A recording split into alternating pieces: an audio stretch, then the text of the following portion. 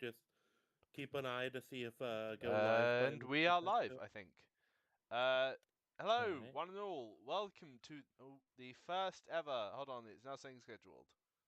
We are not live. No, we're live. We're live. Are we? Oh, so we are. Yep. Hello, Live hello, one enough. and all, to the first episode of the MadHouse Podcast. I am host the first, Arkham Warden.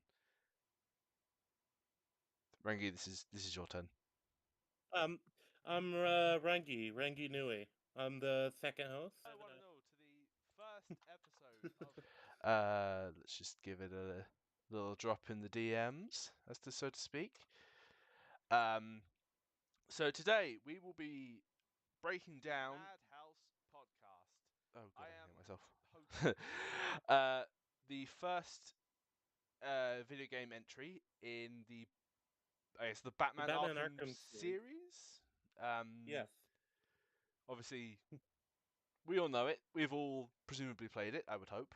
I'd argue it's probably one of the more influential games of like kind of the late aughts, early 2010s.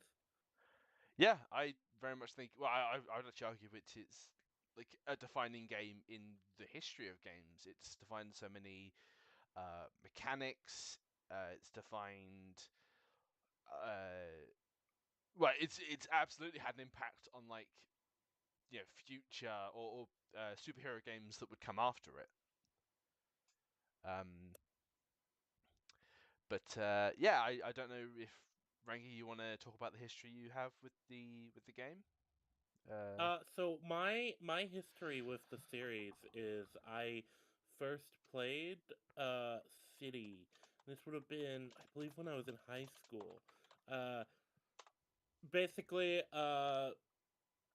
to the short story is, it was just like I wasn't aware of the series at all, but it was a case of family trip to GameStop.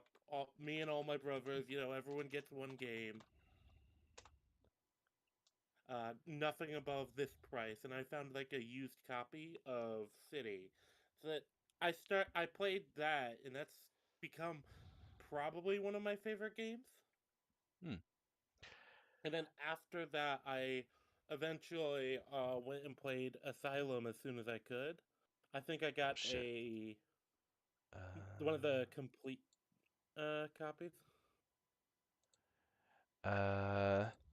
So I received a message that my audio was a bit low, so I've turned it up now. Yeah, there's always audio problems Especially going with live. me, uh, so yeah, my history with the game, oh, it goes back to probably, if not mid 2010, easily early. Like I got in before Arkham City came out. I regularly replayed the game. It was, well, as I'm sure everyone in chat can tell, it was the game that defined my internet personality. Yeah. Yeah, it's I don't know, it's so bit of a weird backstory. I had never heard the name Warden before. Like it just had not been something that had ever come up in like a movie I'd seen or uh,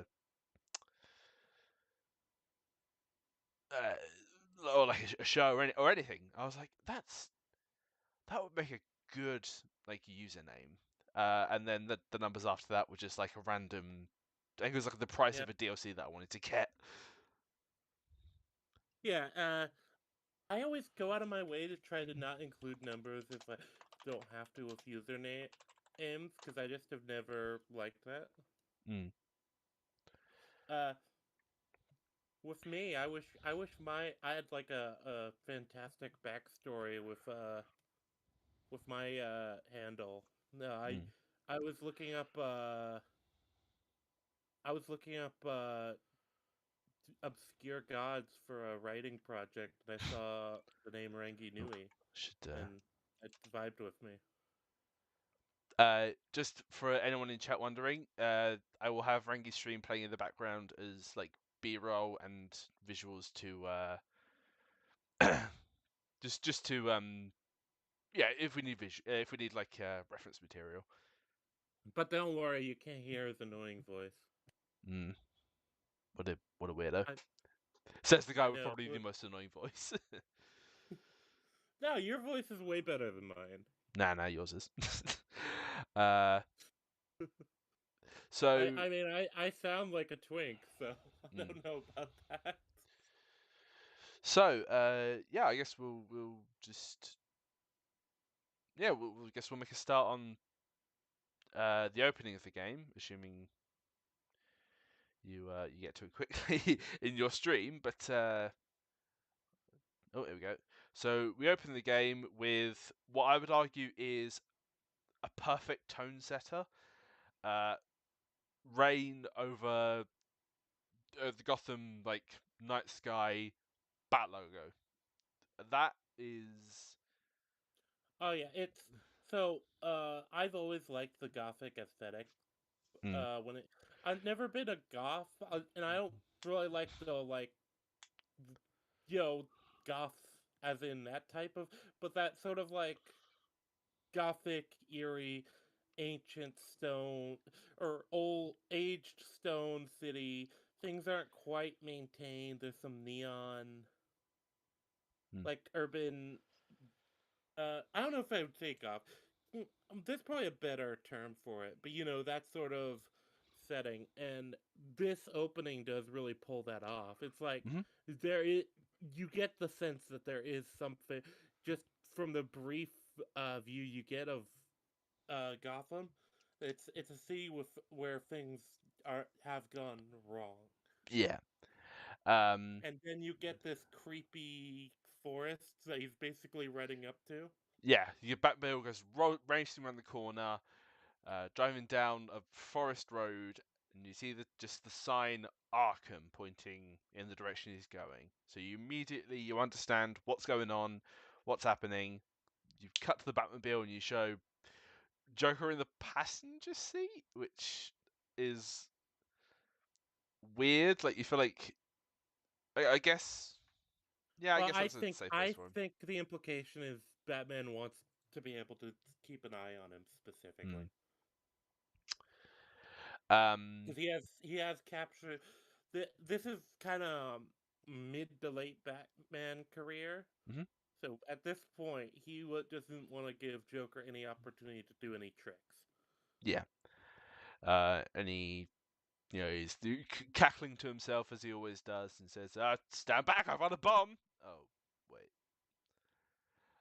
Oh well, you know what, Dick? What fuck will we?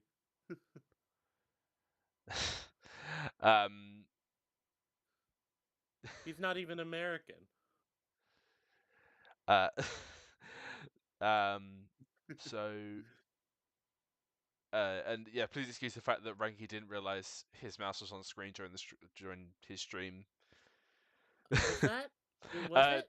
Yeah, the pre-rendered cutscenes, your mouse is always on screen, and it's uber annoying. Obviously, that is just an issue with the PC I never even port. noticed. Yeah, I'm pretty sure I'm only aware of it because I've played it so much. Well, because it's not showing up on my screen when that's happening. I'll have to look into that because I didn't know about it. So yeah, camera pans up. I guess quote unquote camera pans up, and we get a shot of this. Well, just the asylum, run down even from a distance, isolated from the city.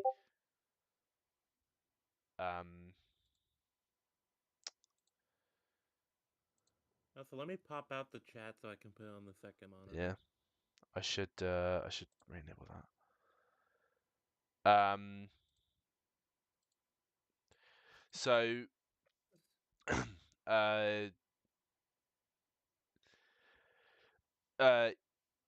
yeah. So we cut to Batman and a kneeling Joker. I guess he's shoved into his knees. in front of a door that you will see many, many times throughout the game. Oh yeah. This initial view of the asylum, I actually really appreciate this kind. I think having seen it a lot, the effect kind of is reduced somewhat, but Mm, it's a really good introduction into kind of the environment and atmosphere of the game of the prison as a whole. mm, You everything looks kind of old and like I always like with tech in games and stuff when you're talking about not real tech. I always appreciate the big bulky sort of like heavy looking doors and stuff like that that this game has, where they have kind of the big metal bars to that keep the doors shut. mm. Yeah, you know what I'm talking about, right? Oh yeah, definitely, and it's so out of place as well with the general look of the asylum. Like this high tech, obviously Wayne Enterprises machinery that's meant to keep these crazies where they are. Oh, Ark's PFP is in there. No, yours is right there. What's going on? Sorry. No, got a message that your PFP wasn't present, but it looks there on my end. Yeah, it's there on the stream for me. I Yeah. haven't messed about with it on I OBS think or it's anything. just that yours also looks like it's from the game anyway. Oh, okay. Yes, Batman's eye is the Arkham logo. Yeah. um, so we we get introduced to a next character who kind of has a presence in both. Like he's very important to the first two games, and uh, but he's not on screen an awful lot. And that's Mr. Warden Sharp, who again is He's a recurring he is a recurring character throughout the series. Uh at least for the first two games. I don't know if he hmm, appears in the third game. Or I uh, mean not the third game. I don't know if he appears in Night. he's not in Origins or Night. Um, Yeah, that's what I mean. He's not in Origins, but the first two games he is a not as well, he's not as prominent in City, but he has like a he plays a bigger very impact. important role that we will Yeah. obviously get to when we break down that game. Um, Yeah, and as far as the way he's portrayed, it's interesting because he already comes across very much, especially with just how he's dressed, mm, as a careerist to me. yeah, yeah. There's hints throughout the game of like, oh, he's running for mayor now, mayor of Gotham, and uh, obviously those who have played the games to their completion will know exactly where that leads. Um, and Officer Balls, as everyone calls him, I assume, he gets called over, and Joker gets strapped to a gurney with Yeah, and this is another one of those things where it's like, you as the player, if you're I think even if you somehow weren't familiar with Batman and the Joker, oh, I'm probably ignore me pausing it and stuff I no, in the I paused stream. I paused the video just so we can like catch up to where the your stream is. Yeah. Is this just raw uncut my stream? Yeah, Oh, it's there might be a lot of lingering. We probably don't have to mind that too much. It's I probably better if we don't fully narrate the whole stream. well yeah, but so yeah, Joker gets strapped to the gurney, and yeah, obviously apologies for any technical issues. This is my It's first a time work in managing. progress. Yes, it's my first time managing a stream. Yep. Um, And uh, so Joker is obviously playing the fool, keeping everyone on playing their the guard. fool. Yeah, and That is his job. yeah, he's a drunkler. Um, and Well, Batman's like it, this. Something's a bit sus here. I'm gonna follow this guy. See make sure everything's tip top. Yeah, well, Batman's like, I am not gonna leave here until he's actually in the cell, because Yeah. he's like, there's something not right. He's too relaxed. He's too calm.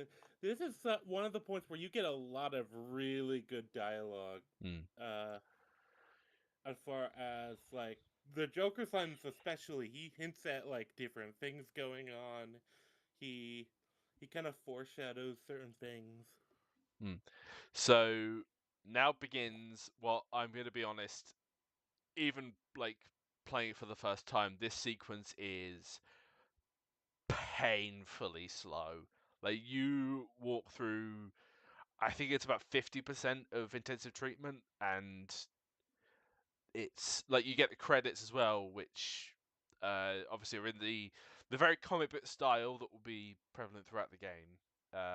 But it's very yeah, like it sets a tone. I just wish there were like they're gone about like the game is full of atmosphere. I feel like you could have shortened this walking segment down by an easy 50%, and Uh, you'd still yeah. get what it Well, but achieves. that's the problem, though, right? The game's kind of already fighting for as much playtime as it can get. Because in this playthrough, I was pretty on it with secret. Obviously, I didn't 100% the game, Mm. but I was pretty on it when it came to the secrets and stuff. Mm-hmm. Uh, and even then, now maybe because I remembered a lot of the riddles, Mm. maybe that like accelerated my time a lot more. But I felt like the game's kind of one of the big problems I think the game has is it is kind of struggling for every hour of playtime it can get. Yeah, I think my record with the game, just the story, was I think 8 hours. But now like that was when I was much younger and probably shouldn't be playing the game. But yeah, I've no Wait, why idea. did I? Hmm? Yeah, ignore my random actions on stream. I never rewatch my own VODs, so. It's uh yeah. Uh Hopefully for future breakdowns I will be able to get my own footage. It's just I was having problems recording with OBS for Arkham Asylum for some reason. Like all the Oh pre-rendered yeah. cutscenes were stuttering a crap ton. I believe that marks the first swear of the MadHouse podcast. Is crap a swear? Sure, why not? I don't think it is. I um, think shit is a swear. well, that's definitely the first one. uh, Yeah. so yeah, you're Well, walking that's fine. We're through. not made for kids. Mm.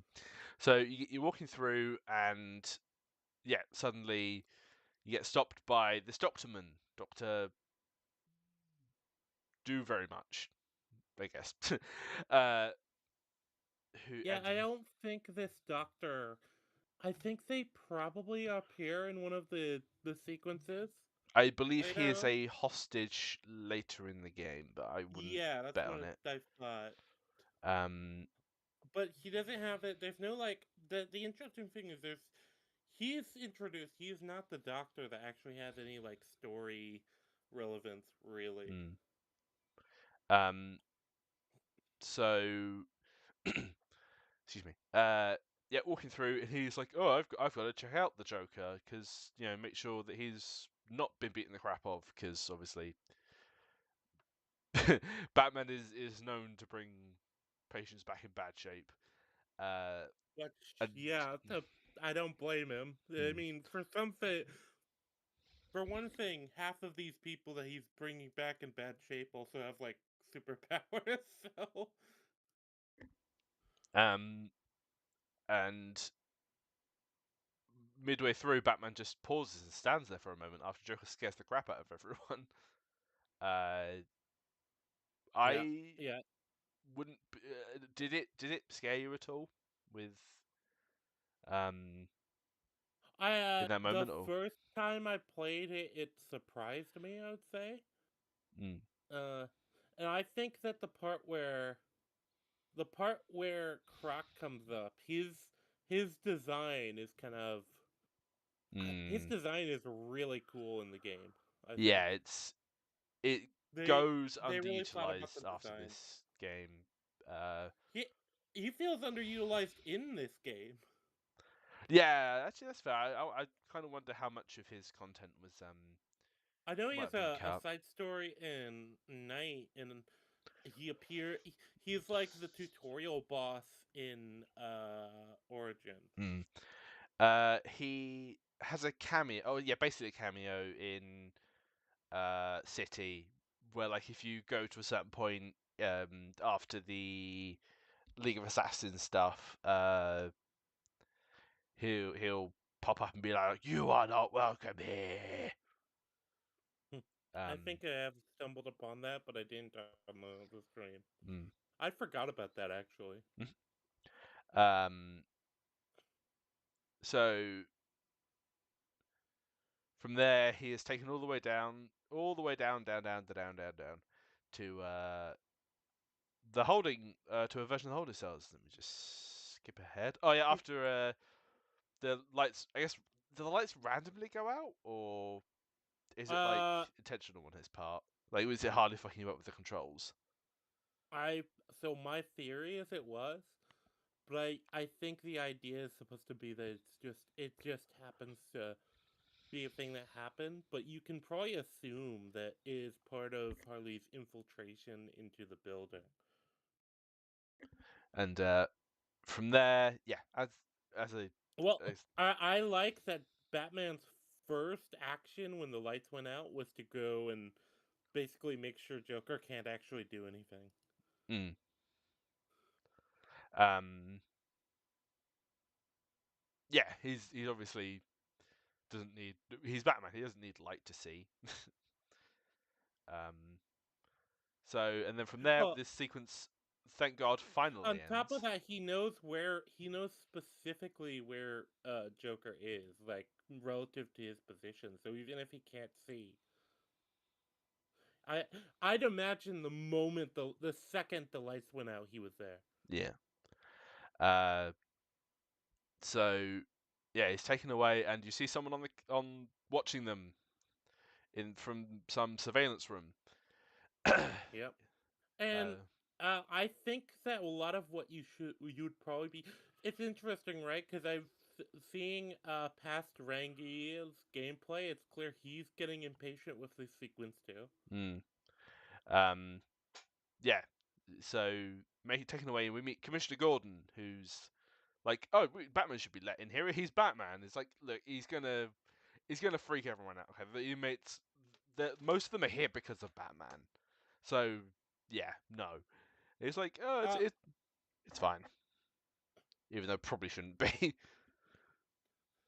I feel like it's to be fair though, this like I said, this is kind of the benefit you get of because I've been playing Origins recently, and Mhm. that has a lot of the police being extremely skeptical of Batman. So at this point though, it's interesting uh to see that version of it after seeing this Mhm. because at this point Batman is Batman is kind of just accepted by the police as like, yeah, he's here to help. And some of them might not like him, but he is here to help. Mm. And And they're willing to throw him a bone. And obviously they also like, well, if something does go wrong. mm, like he's here to help. Uh, but Joker's taken through the security gates, and almost immediately Joker jumps into action and starts strangling the guard who'd been escorting him to his cell. Yep. Which, yeah, that obviously speaks to a level of planning in the Joker. Like he wants Batman to know he's out. He doesn't want to just.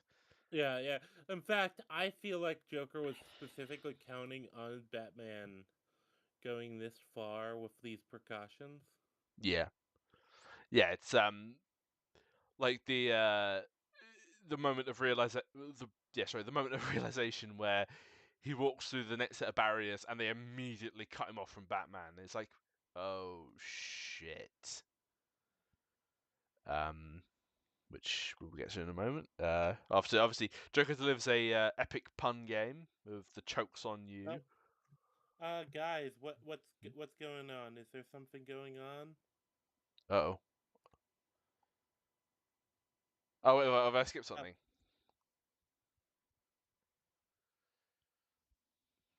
Okay, no, it's still, maybe it was a bit of stuttering or something.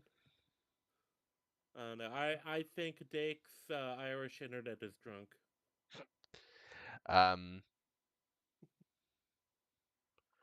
But yeah, apologies for the stuttering video on stream. I'm not sure why it's doing that. But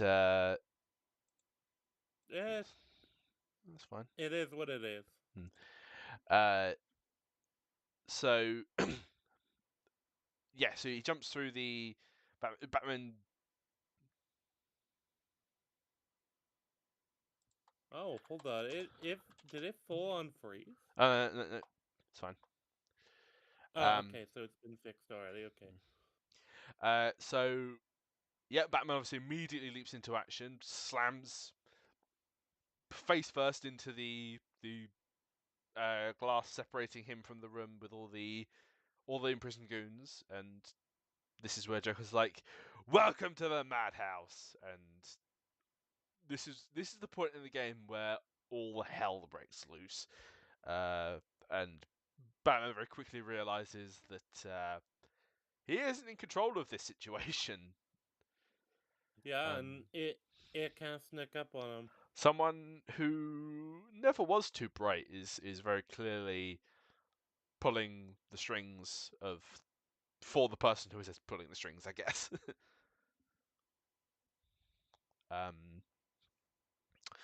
So yeah, he releases, or I guess has people released who. Well, yeah, at this point, we just get the idea that he has at least control of the building, just completely at this point. Yeah, Because and he's able to just turn off the security gates for all of these prisoners in this area, and this is where you get the combat tutorial. yeah, the Which, striking and the countering, which but I was gonna say this is probably a good time to go into the Arkham system and what it is and its yeah, influence. that's a good idea. So this system for Batman is, I know a lot of people say it's too simple and it's really exploitable, but consider that you are playing as Batman. Like, You're playing as late career Batman. yeah, like This is goons like this are not going to be an issue. So a simple strike and a simple counter is how it would be for Batman, as Rangi says, especially at this point in his career. yeah, and it not only that, but then you'll have the benefit of the visual. I think I watched White Light talk about this game. He made a really good point that a lot of the benefit that they get from the system is just that it's effortless to look cool as far as if you're playing the game as the player. You look cool and you feel it does give you that feel that you are playing as a master at his craft. You are playing as somebody who has learned how to fight particularly well to the point it is this simple. And as far as people talking about oh, the Arkham system is exploitable as far as the combat goes. Well, I'm like, yeah, so it's like 99% of combat systems. I'm sorry. I've seen people do some absurd builds in JRPGs or plenty of other games. Like, is this exploitable? And this is a lot more rhythm based. Now, this game, going back to it, I found the game surprisingly easy. Yeah, But I think that's more because I've spent decades playing it at this point. yeah, Or a it's decade playing it at this point. especially in this game, like knowing a lot of the advancements they would make and improvements. There are issues which I think we'll get into as we go along. The primary Yeah. one is in this game how easy it is to break your combo. Like if you use any gadget, you will break the combo. The only way that doesn't work, or sorry, the only time that doesn't apply is when you get the upgrade to do the combo batarang, which I just don't understand why that had to be an upgrade. Why not just make that part of the basic combat? Like it felt like they had to fill an upgrade slot, so they were like, "Oh, make Yeah, the yeah, combo I batarang." think I think the series as a whole suffers from this where they have to deal with the fact that they need like upgrades and stuff like that. Mm-hmm. Uh and with that the problem you kind of get is that there's a bit of reaching. Mm. Also Dake says combatarang. Yes. The combatarang. I think that's a better name for it. You can't see right now. I'm smirking and shaking my head. SMH my head. So yeah, beat up. I think it's 2 rounds of guards. Not guards. Sorry, goons. One for punching and one for countering.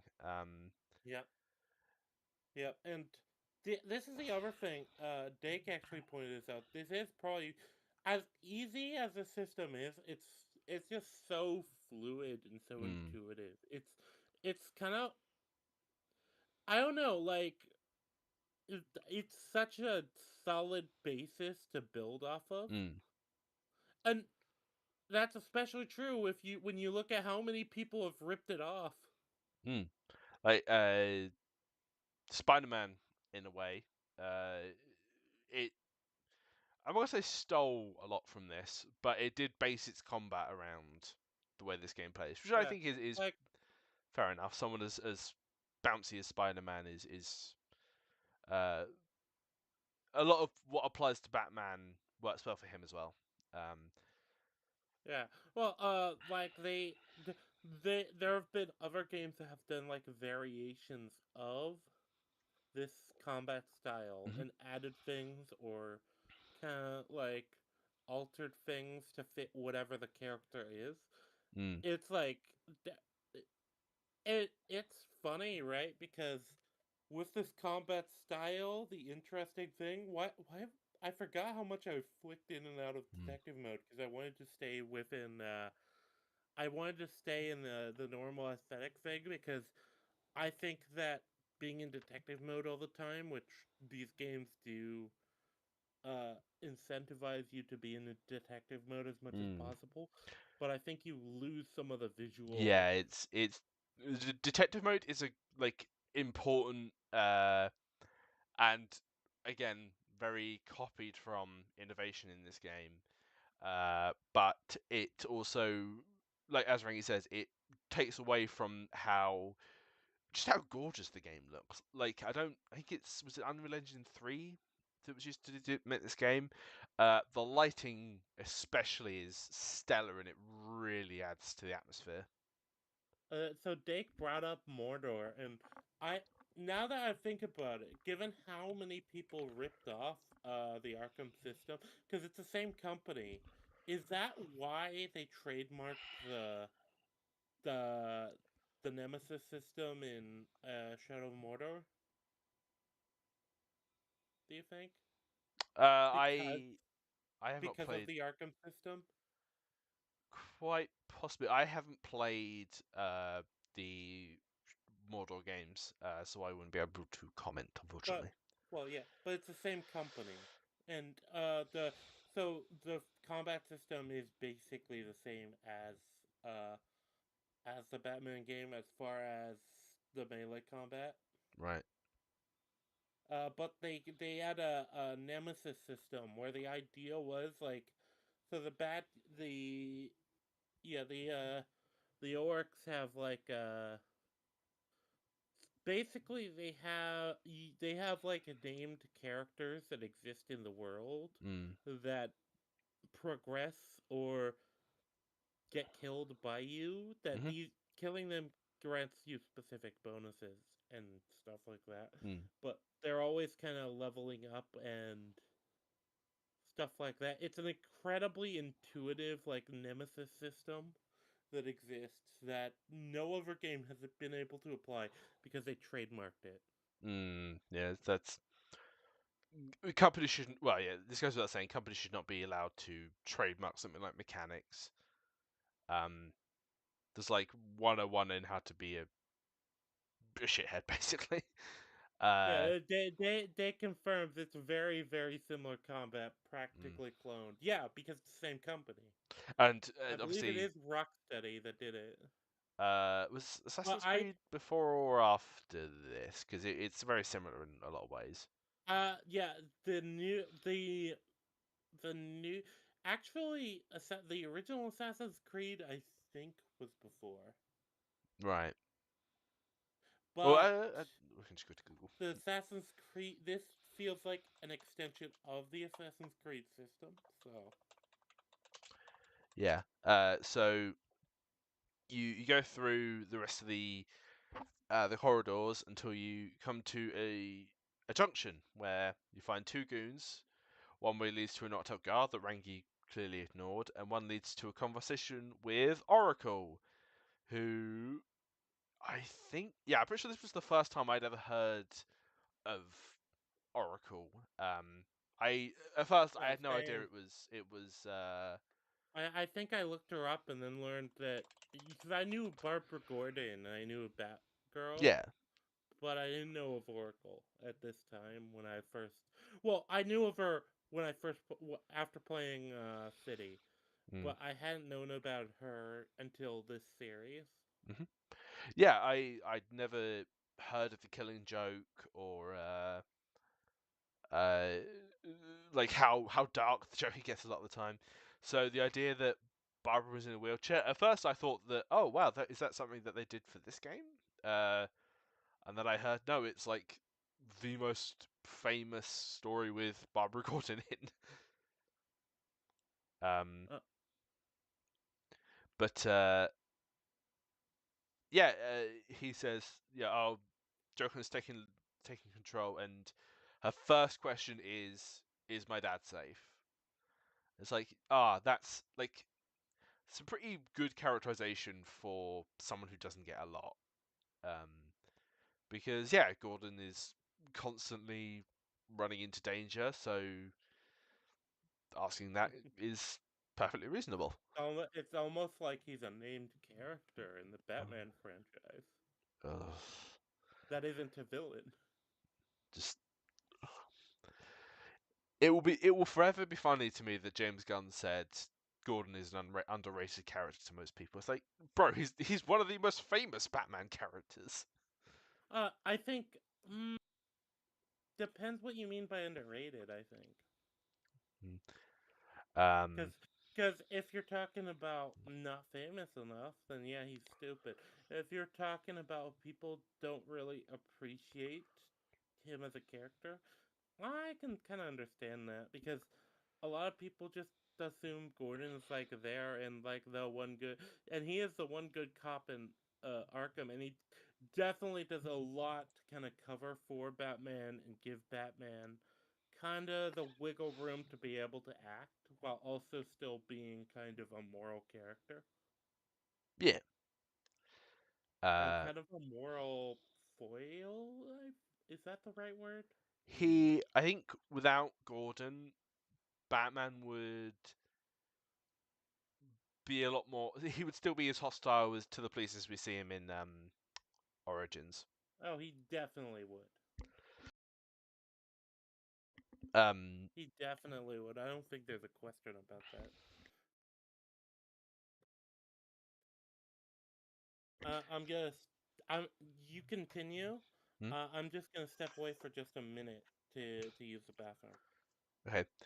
Uh, so he Batman approaches around the corner to a door that opens up, and behind is three Arkham guards, and obviously approaching them, we have a conversation where they're like, "Oh, thank God you're here. It's Zaz. He's broken out." And again, this was the first time I'd ever heard of Victor Zaz.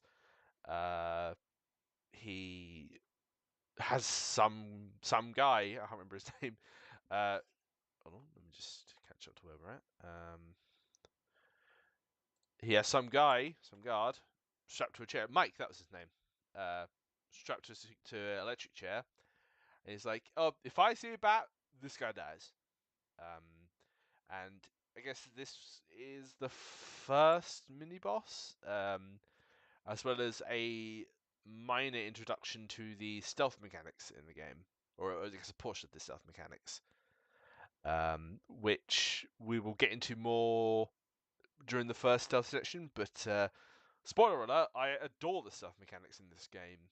I think the only game that really rivals that. Interesting that Rangi went to he goes to the left first. I always go to the right first, but I guess that's just experience. So yeah, from there we get the introduction to the gargoyle mechanics, which on hard mode, these things are not as much of a safety net as you'd think. Like if you are spotted and you grapple up to them, the goons will just still be opening fire on you, and you will die before you reach the gargoyles. Whereas on easy and normal, you have a brief chance to grapple to like other gargoyles and yeah, and get out of the line of sight. So from there, Batman swings around to get behind Zaz, and this is again the introduction to the glide kick mechanic, which is possibly my least favorite element of the stealth mechanics. It's very much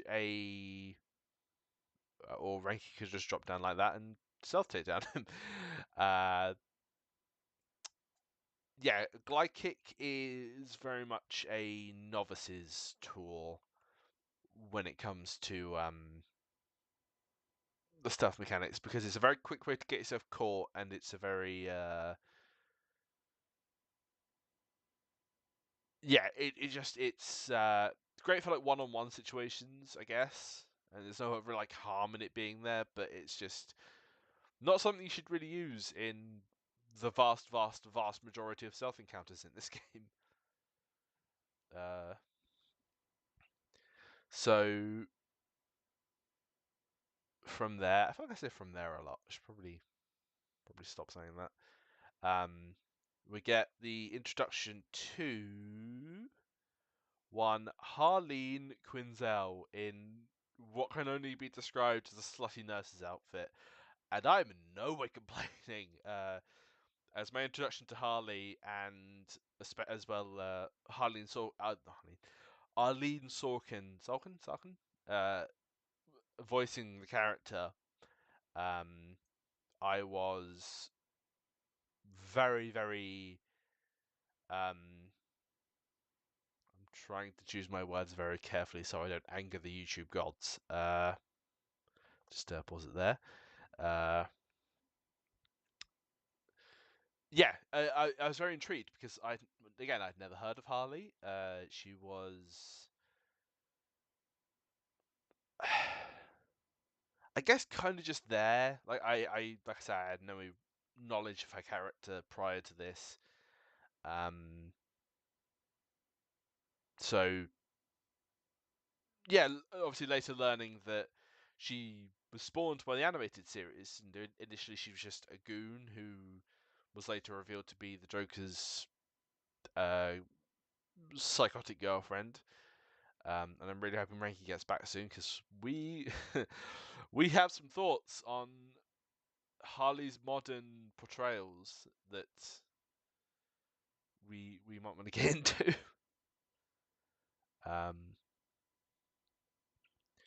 But I guess I'll continue with this for the moment. Oh, hi. I'm back. I just got to Harley's introduction, and I don't know if we wanted to talk about her modern portrayals, should we say?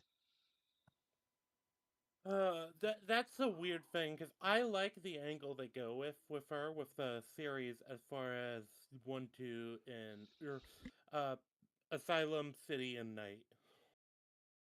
I kind of like the angle they go with that, and then we get to I don't know That if should not be Gotham named. Knights. Gotham Knights does have Harley. It is not a part of this universe, though, so it would just be that which shall not be named, which I'm not looking forward to. But no, by modern hey! How do you feel? How do you think I feel when I'm the one who has to play it? it was your idea. So by modern portrayals, I was referring to like the DCEU and Oh, it just feels like in general, like her character, there's a specific angle they want to go that could work, but like they don't really want to put the effort into like the intermediary story. They just want to go from point A, which is her being obsessively phonetically devoted to the Joker, to point B, where she is just like completely independent but still crazy. I feel like the best version I've seen of Harley without the Joker is it's kind of got to be Arkham Knight, even though her portion of the game is pretty boring. But obviously, we'll get there when we get there. I think she's still an interesting character though in that, yeah. Yeah, it's definitely interesting to explore what does Harley do after like the Joker dies, um, or like he leaves her for real. But just the way they've handled it in like the DCEU and Suicide Squad Kill the Justice League and her own show has just been abysmal. It's just so it a lot of people say that she just becomes Deadpool, and I feel like that's an Eh, insult to Deadpool because she just becomes lol random. Like she, but that's also what excuse me. Deadpool is. I feel like Dake's gonna have comments for both our description of Harley and your description of Deadpool. Well, there we go. We're in it together. Mm, I'm not a fan of Deadpool. okay. So Yeah, and a lot of his stuff is kind of low random. mm, It can he has occasional funny jokes, but I don't like him. mm, But um, yeah, it is that type of archetype where it's just crazy plus breaking the fourth wall. mm. um, but I don't know if you have your own. I had a short section about Harley's outfit. I don't know if you wanted to contribute anything. Oh well, we can. I mean, it's on screen, so like I and look. As long as you keep control of yourself, all right. I will say Sharp probably has a great view right now, and leave it at that. That is true. Do not stick your dick in the crazy clown woman. Worth it. um, so, but yes, speaking of Sharp, he's rolled over, and it's revealed that Bowser has captured the princess once again. I feel like this is a regular occurrence of Sharp being kidnapped by crazies. Yeah. I mean, he is the one in charge of Arkham Asylum. At the very least, it's a regular occurrence for Gordon. Mm. But it's then revealed that Joker and Harley are in full control of the asylum, and something is planned. Um, before They're at she, least in control of the asylum system. They aren't like mm. fully in control. In control, Oh like yeah, there are at this point in the game there are secured areas, but mm. yeah, as far as Harley's outfit goes, I I know, like that they went through the effort to like create like a whole like original outfit that mm. well yeah, it is sexy. I mean, Yeah. it's not my uh, thing, but I, it's sexy. mm. Which I feel like is almost a lost art form in. Oh crap! Well, that's the thing. You can't add like look. Not every female character needs to be like a 10 out of 10 bombshell in skimpy clothing, but you can actually have attractive female characters and attractive clothing, especially, and it particularly makes sense for Harley given that she sees this as trying to part of her trying to win Joker's heart, basically, you know? Yeah. Yeah, I She think doesn't. especially in a universe like the Arkham games, I'm not gonna say important to have like sexualized Oh, characters, it's but if you're gonna it's have an dudes with, idealized world, and mm, why wouldn't it have like? And you're also talking about people who are like kind of peak physicality in yeah, a sense, yeah, like if I'm and supposed to believe that Harley can do some of the stuff she can, I don't see an issue with no, her looking like like that. the acrobatics alone, Mm, like should have to be particularly like athletic, but not like athletic in the hyper muscular Bane way, but like mm. athletic in the kind of slim athletic way. Um, but after that conversation, Batman finds his way out and goes back to the junction corridor, and we find, oh no, Joker's pumped the room full of or the adjacent room rather, full of Joker toxin, and we're like, oh no, we have to rescue the Randys for some reason because this is what the game is doing right now. Uh, this, I guess this would be an introduction to the Batarang as a gadget. Yeah, yeah, because we're tracking down Joker at this point, and um, sorry, I'm losing track of where we are. Uh, hmm so yeah, I don't know if you have anything to add to this I section. think a lot of the rest of this is kind of introduction into the basic systems, Hmm. kind of the you have the Riddler trophy stuff, but a lot of it is just more of the environment for the stuff on stream, and it's more Batman is Hmm. going through the area, kind of saving people as he's kind of trying to puzzle together exactly what's going on. Nice jump, bro. Oh, and it gives you a freebie. So you rescue two guards and one thug, and Batman gets him brain damage. Yes, I Ah, saved he you, does. but you will spend the rest of your life eating through a straw. You Um, know, I think it's a fair trade. mhm. I won't make it, but uh, Honestly, just kill me at that point. um, so from there, Batman quite clearly ignores the bright green arrows telling him where to go and decides to fuck about instead. well, I was Uh, looking for collectibles. right, right, right. We will get onto the Riddler trophies probably at the end of this. Oh yeah, Yeah, I mean, I was gonna wait until we get to the first riddle. yeah, that's what I was thinking too. That's Uh, a natural place to talk about that. but hold on, just oh yes, the upgrades tree because this is where you unlocked them. Yes, we can do a quick segment on this. Honestly, I think the only ones that I would call worthwhile are the inverted takedown and the armor upgrades. Everything else is just for Which like solving riddles. I mean, it's notable that the inverted takedown just became like a staple ability Batman does for like most of the other games. Like Yeah, he starts with it. yeah.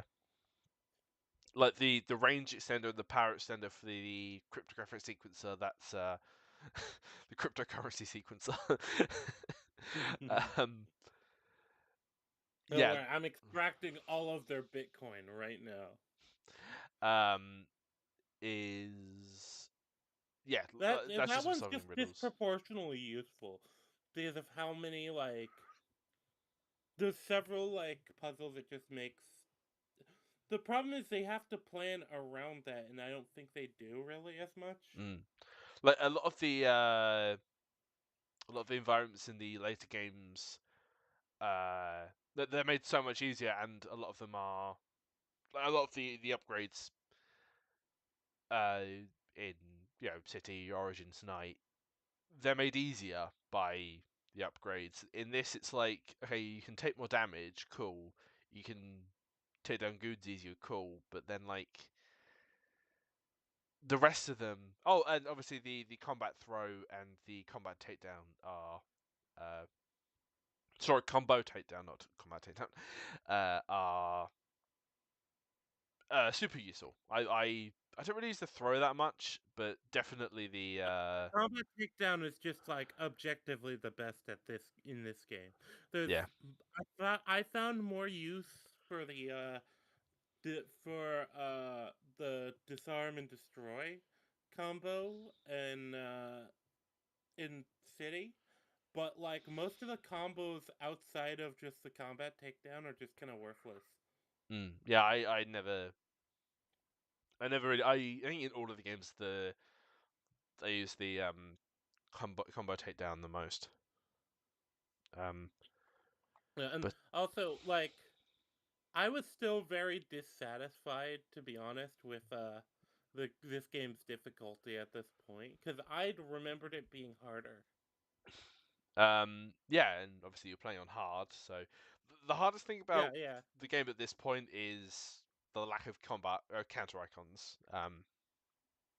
Which for those who don't know is like lightning marks above the enemy's head if yeah. they're about to attack you. You hit Y, that's the counter. But on hard mode, the lightning icons aren't there. I think this is the only game that does that where the lightning icons don't appear.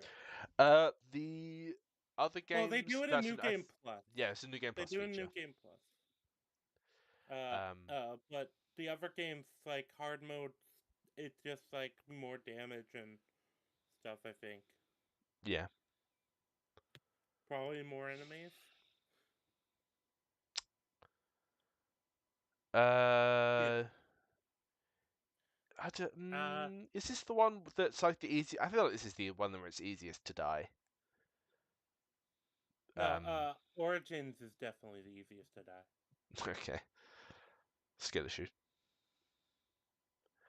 Oh Uh, no. I've been playing through them. City kind of has a big difficulty jump kind of halfway through, but this game I didn't feel particular. There's only one area felt particularly pressed, and we'll get to that. right. So follow the bright green arrows around. Sorry, just to find it. Yeah, I finally switched over to a controller.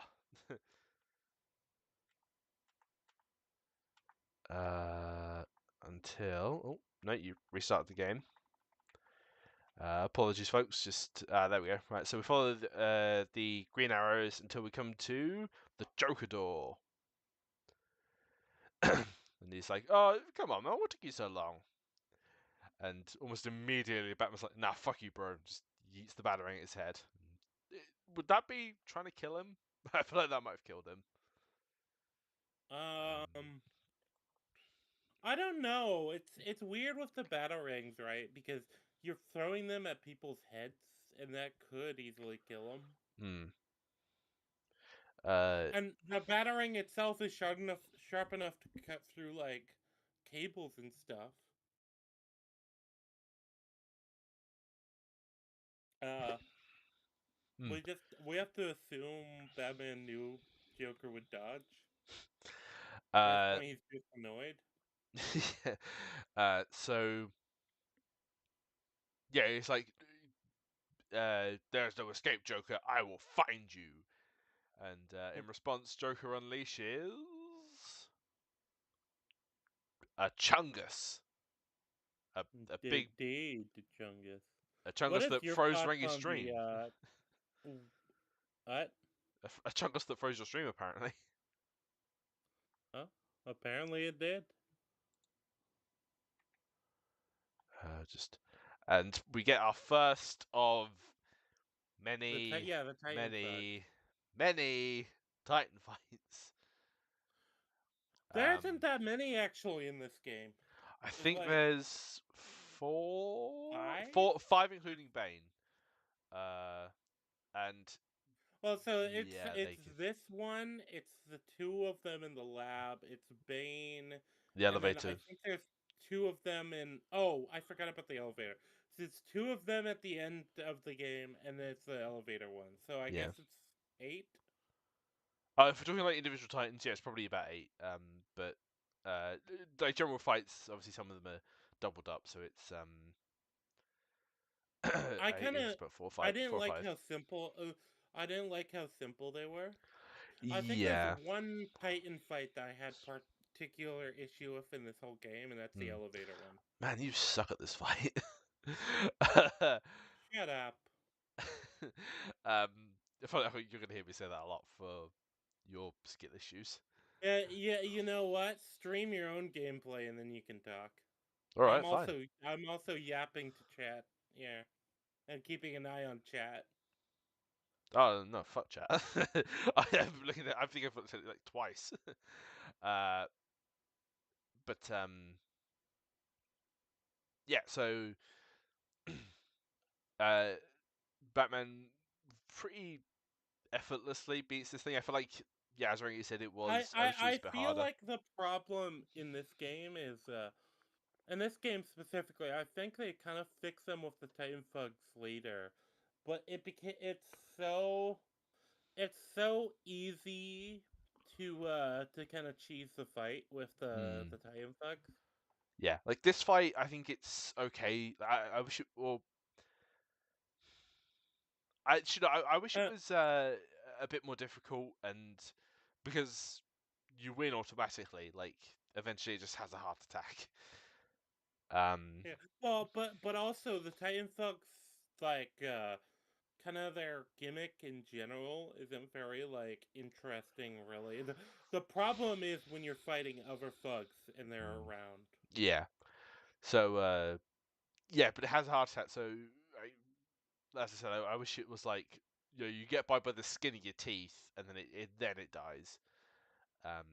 Yeah. But Joker's like, okay, well, he gives away at this point that he is the one who created that. It wasn't like it wasn't someone else working for him. Yeah. And It's very clear at this point that these tie into kind of his end game. Because yeah, he's like dissatisfied. This was basically a field test. yeah. And he's like, okay, you know what? Just kill me. I will let you kill me. And obviously, Batman being Batman, he's like, oh, I really should, but no, I can't. Because I'm Batman. And then Joker leaves through a patient transport, and that is the end of. I guess this would be the second mini boss. For the record, I'm counting mini bosses as like what would be bosses, but they don't have health bars on screen. Yeah, it's interesting, right? Because what would we count Zaz as a boss? I don't think I would. I counted him as a mini boss, as well as the I don't introduction think I to would do that the. either. Okay. Um. He's just too easy to beat, you know? Yeah, I mean, he's the introduction to the gargoyles and the glide kick. Yeah. Yeah, Uh, isn't he the introduction basically to Predator mode? no, that comes a bit later. Actually, something I didn't talk about that I probably should have done was oh shit, what was it?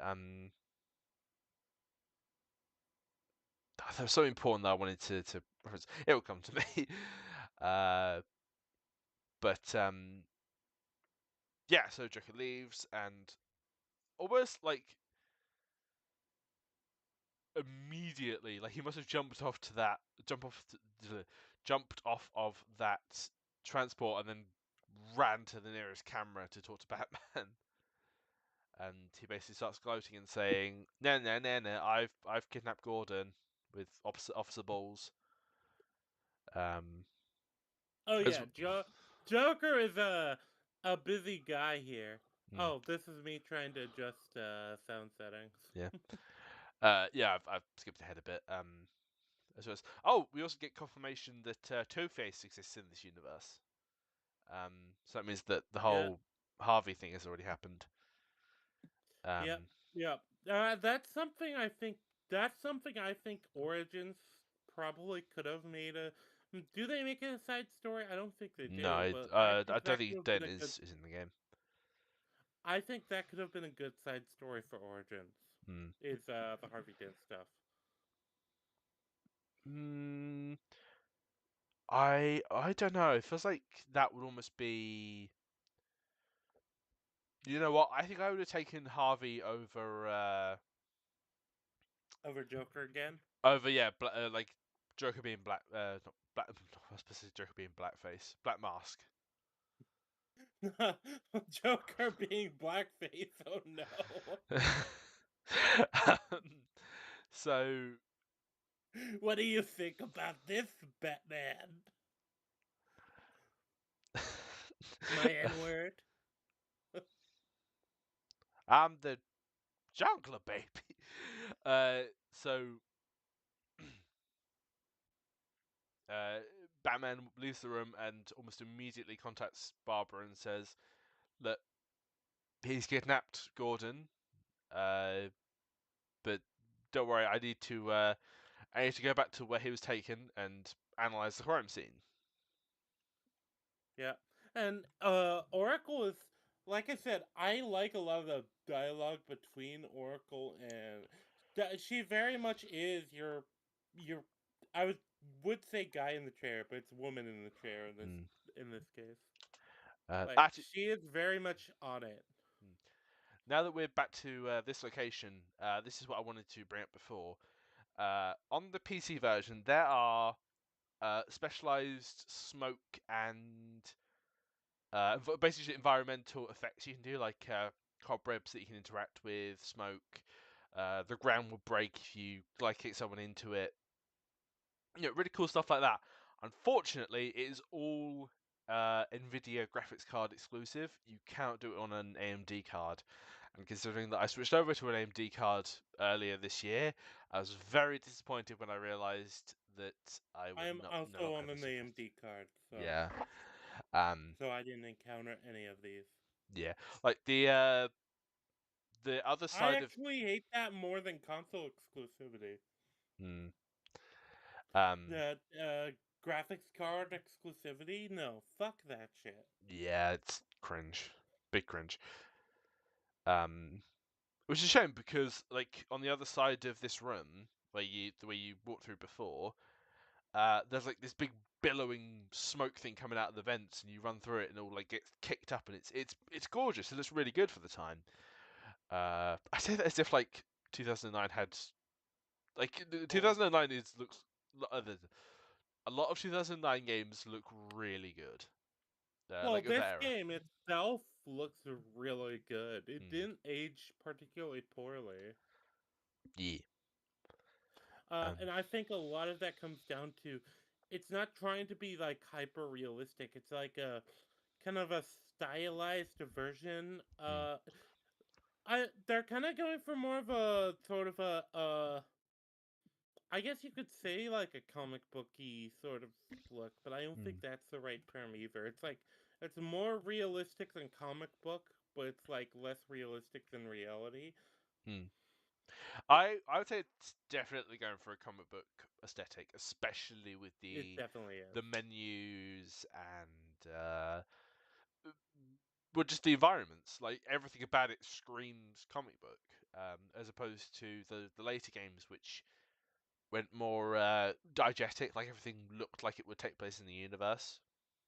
Well, there's definitely something for, and I feel like a lot of people get hung up on functionality versus style because we're talking when we're talking about fiction, why can't we go just a little bit into style over substance for things? Mm. Yeah, it's like it's striking the right balance. Like you want it to be functional, but you don't want it to look boring. Yeah, like for example, I feel like some of these electronic walls, I'm like, oh, those are really cool. And like the practical part of my brain goes like, those are probably not only really expensive to run, they're probably just less efficient than just a solid steel door. Mm. But they look cool. That's yeah, outside of like very specific villains. Yeah. Which is actually something I kind of wish they'd addressed is how did Harley get control of all the systems? Like, how does she break in? um, That should have been the DLC. This might be a good point to address this because we don't have footage of this anyway. The Joker DLC. yes. So I feel it's half baked, and I feel all of the side character DLCs are all half baked. specifically for Arkham Asylum, the Joker challenge maps are, I believe, they were PlayStation 3 exclusives. Um, They're on PC. They are on oh, PC. okay, they must have added them later. But I think they I added everything later interesting. for next gen. Full disclosure, I'm not the biggest, not the biggest fan. Uh, it's not that I dislike them. Just I would rather play the challenge maps as part of the story. It's just me. Yeah, I kind of hate that. Well, I'd rather have like a side story with so you know the the Harley Quinn DLC for Arkham City. I'd rather have that as the DLCs, Yeah, like actually something where it's like substantive with the story. yeah, it's like a story DLC with its own like narrative and Mm. like focus and collectibles. Hmm. Uh, so we Oh, also Bagel has confirmed. Operation Bagel has confirmed that Joker was a PS3 exclusive at yes, first. yeah, I think it was. Also, hey Which, Bagel. by the way, this supports something I feel about the series. Mm. As much as I love this series, it was a vehicle to push some of the least ethical, the worst practices in gaming. Mm. Like, Um, you know, uh console exclusivity for specific types of content. Then you also have on disc DLC with the next game. yeah, that's obviously. I think we'll get there in the next stream when we break down. Yeah. So Oh, we will. yeah, for for reference, we're planning to Eh, cover all four of the mainline Arkham games, and then Rangi and some others will be. Do we want to announce that now, or have you already said it? uh, mm, well, I mean, we can say that we're gonna have other people involved. Okay.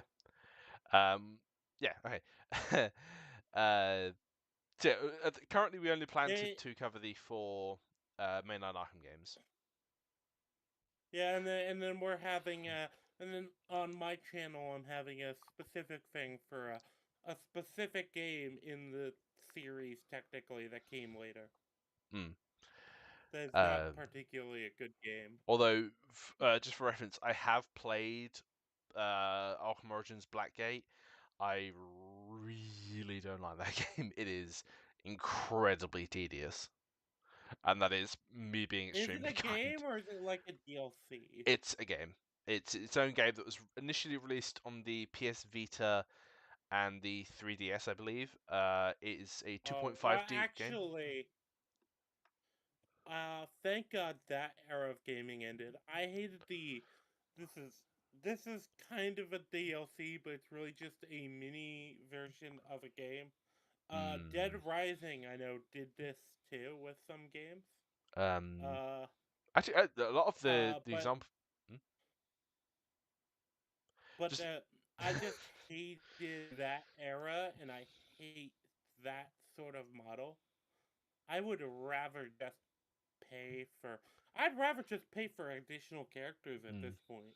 Also, Dake, just to say, I don't dislike the challenge maps. It's just like I said, I would rather have played the story than the challenge maps.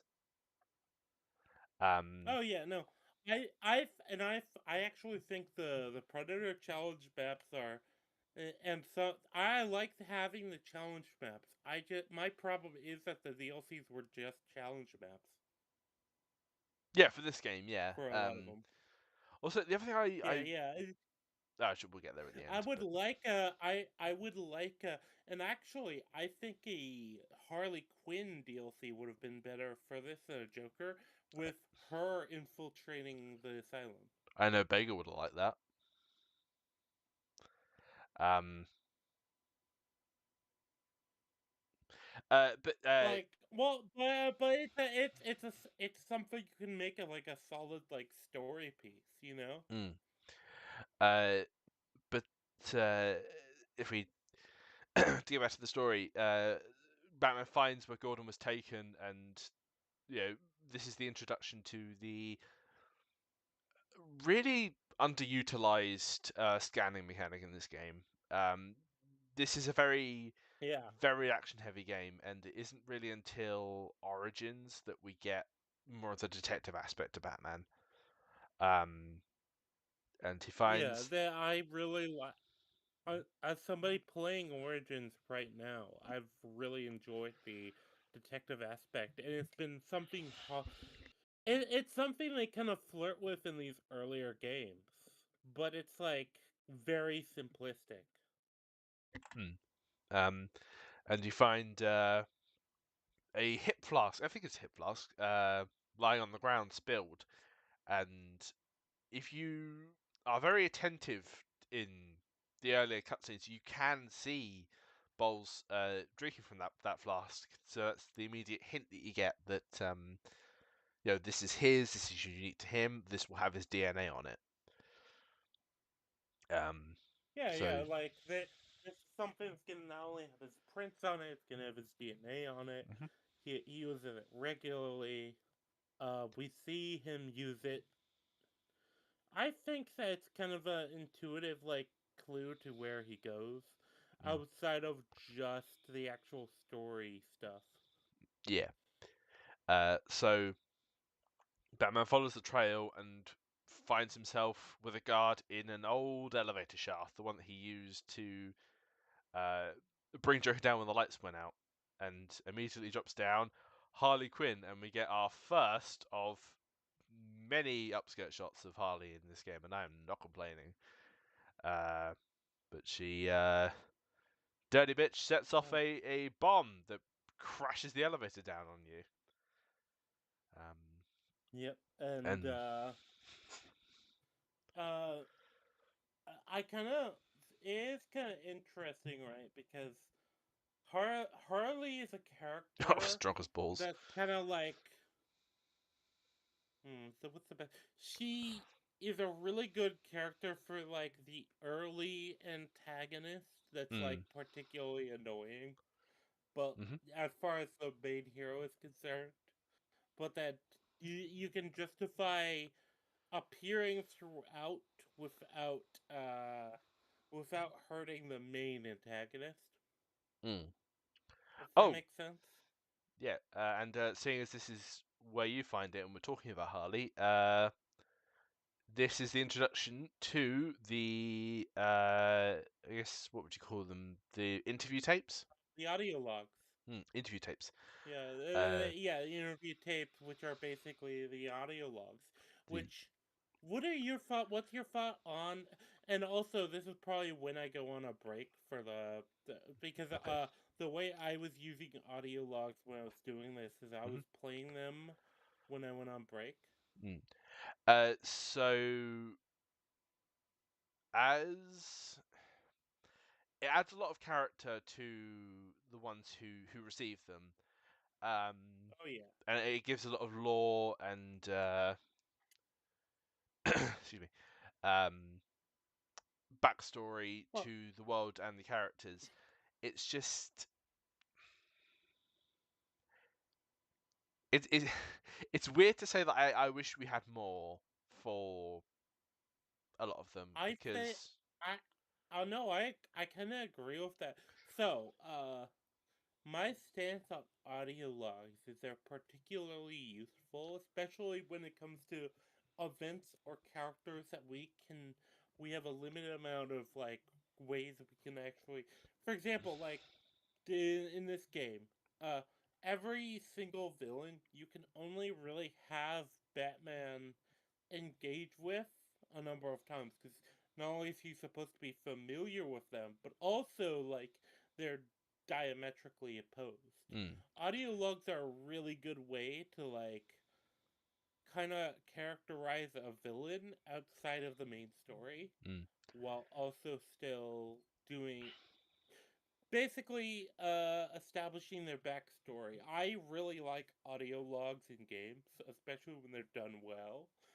I've recently been playing Just Cause, and that has like audio logs for the main villain all throughout it, who's like a dictator, right?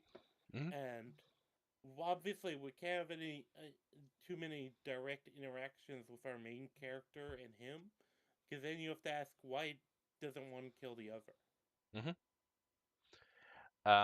But audio logs are a good kind of middle ground between that, and it's a good way to give backstory, and especially if characters are seasoned and as well established as these. I have not played Just Oh, Cause, so Jake approves of me playing Just Cause, by the way. all I know it as is the meme game that the YouTubers played in like 2013. So I recommend checking it out. It's a fun game if you like open world stuff. actually I'd be down to play it with you guys at some point. Does that have? I know it has a multiplayer mod for Just Cause 3. I don't know if the I we'll have to talk to Jake about it. Okay. He's probably more informed about it than I am. I Uh, have 4. I haven't played it yet. Is it still? I can't tell if you're just. Oh, there you go. You're still there. I was wondering Yeah, if you were still going on stream. JC2 is literally awesome. I agree. I have played JC2. Uh, And but yeah, anyway, back to this game. I'll try and keep my my responses in chat to chat. okay. No, it's fine. I don't mind if you have a chat with someone. I'll read out anything relevant, but stuff that's irrelevant. I'm not gonna make that joke. I was no. So yes, so elevator gets dropped, and Batman has to manually climb his way all the way to the tip top of the elevator shaft, and it is. I don't know if I would describe this as. Actually, no, I think it's It's fine. a bit tedious. It's a It's a bit tiny bit tedious. tedious on replaying, but like first time, I don't think it's that bad. I think they did this type of like setup for like because this is kind of a tutorial on the climbing. I think they did and kind of some of the open world elements, even though this isn't really an open world game. I consider the game more of a maybe like a It's pseudo open world. Metroidvania. Yeah, it's pseudo open world. I consider it a little bit of a Metroidvania, but I know I've had conversations with some of our friends, including certain people in chat, where they disagreed with me using that categorization for it, which is fine. Fight, fight, fight, fight. Wow, you want to call in Dig to fight me? No, you can do just bitch slap each other in chat. That sounds annoying. But yeah, basically, it's like the idea is it's a hub world with like a lot of other like sort of maps that kind of want you to loop around with different gadgets, you know? Like that sort of game. Yeah. So probably would have been worth saving that for like 10 minutes from now, because I think we're about to get to the open world stuff. But yeah, so we get to the top, and yeah, all this time playing this game, I still have to check the stream to remind myself of what's happened. Oh yeah, we get our introduction to the Amadeus Arkham, or the Chronicle of Arkham. Yeah, which is one of the main collectibles, another one of the main collectibles, and I think I actually like the Amadeus Arkham stuff more than the interview logs, and I like the interview logs. Of the series of collectibles in all 4 games, this is probably my favorite, because it adds it has that world building and that character aspect from the audio logs, but it also adds to the atmosphere of the game. And on top of that, it's particularly like the sort of eerie thing that I think just adds a lot to the asylum itself. Mm-hmm. Like anyone who's like listened to kind of old radio dramas, especially old radio like horror dramas or like some horror audiobooks, it has that same sort of vibe to it with how the especially with how the voice actor does the voice for Amadeus Arkham. Mm-hmm. Well, this obviously we'll get to. Yeah, I mentioned at the end we'll talk about like who the spirit of Arkham really is. But yeah, so you get through all the goons waiting for you at the top, and we find, I believe this is the introduction to the stealth mechanics. Yes, the Yeah, the detective vision. Predator system, Mm. which I think is particularly underutilized in this game. Of the games, this Ooh, is the game that utilizes it the least, I think. I don't know if I agree with that. Or the I least. also I also would say so there is one particular map that I feel like utilizes it to its full extent. And that's actually funny enough the map that we are introduced to it on. Hmm. Uh, Where I you have like the 3 layer because when you're getting into it, you have the right. Oh wait, no, not this map specifically. The other map, the following map, the one you get through in a yeah, minute. Yeah. yeah. You know the one I'm talking about because Ye. it has like 3 layers where you can kind of interact with things. It has plenty of different options Mhm. and ways to engage with it. Uh, it feels like the other maps. It feels like they had the idea of the system, which by the way I actually like a lot better. And this is another one of those systems that the game has that is highly influential. But this one is a lot more underrated than the actual combat system. Is the stealth system. Mhm. Yeah. I think Assassin's Creed has its own thing, but like, I mean, I'm going to put Spider-Man again because that copied a lot from this game. Oh, Uh, just the Arkham games in the general. six games, I would say, but that's more niche, and most people aren't gonna know what those are. Um, So there's six. What? Well, wait. Let me give me a second to pull up the titles because I have them on Steam. hmm. Stick Master of Shadows and Stick Shards of Darkness. It's a pair of stealth games that are specifically dedicated to like the stealth gameplay. That their systems are very much clearly inspired by the Arkham system. Mhm. These are really good games, by the way. If you're yo, Dake knows about Styx, Master of Shadows. Sticks, Master of the Shadows. Yeah, Actually, those are like there's plenty of other games though I've played. Like you said, Spider-Man, that have hmm. used this stealth system. I think actually This might be a controversial Ooh. opinion, but I think the stealth system is more influential than the combat system for the Arkham games. I don't know if I agree with that. The combat system is it was used a lot after this. Like Assassin's Creed basically Okay, wait. redefined its own combat system to line Okay, up with this okay, game. okay. Wait. But outside of the Assassin's Creed or games done by the same studio, what can you name? Games that have a counter and See, this Oh, is the problem. Jake says he thinks he agrees.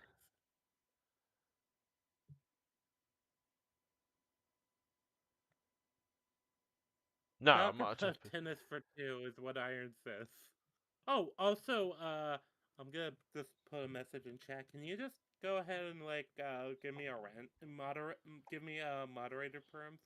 How do I do that? Add as You moderator. There click you on my name in go. chat, Managing and I moderator, believe you can standard do it from moderator. there. Wait. I'll just use Give a me 10 seconds. standard moderator. Yeah, sure. There you Well, Iron says my mic is too low. By the way. go. Date said you're fine. Yeah, But Jake said I'm fine, so try that. it might be Iron is a stupid monkey. Try that. Okay. Iron, how does it sound now? Oh, you're now a standard moderator for this channel. Perfect. Monkey Man, answer the damn question. I have power. Now I'm gonna immediately time out Iron. do it. I dare you. Actually, wicked. There we go. He's timed out. Sorry, not sorry. Actually, interestingly, this game is this game rather this this stealth section is also the introduction to the inverted takedown. If you unlock that when you earlier on, because there's one guy who's like perfectly positioned below a gargoyle for you to take him out. Yeah, definitely. And that's why it's so weird to me that the inverted takedown is actually it's actually like a bought into upgrade when I always felt like it should just be a default thing. But I think they were just starved for upgrades because they didn't know what to do with them. Which, in a lot of ways, I don't mind that as much. Because obviously this is the first game, and a lot of the systems here are greatly improved upon in its sequels. Yeah. Well, yes. Like for example, I would just say the predator system is I think it's utilized best so far for me in the Origins because Origins has much better maps in general than the vast majority of the series. But I think that you also have to understand that's how you want sequels to be. All the games coming out after should be better than the original game. And I think the original game still wins for atmosphere, you know? Oh, hands down. Like this game is. I don't have words to describe how just. It's. Twitter would describe it accurately as oppressive. Yeah, it's incredibly bleak. It's incredibly dilapidated. It's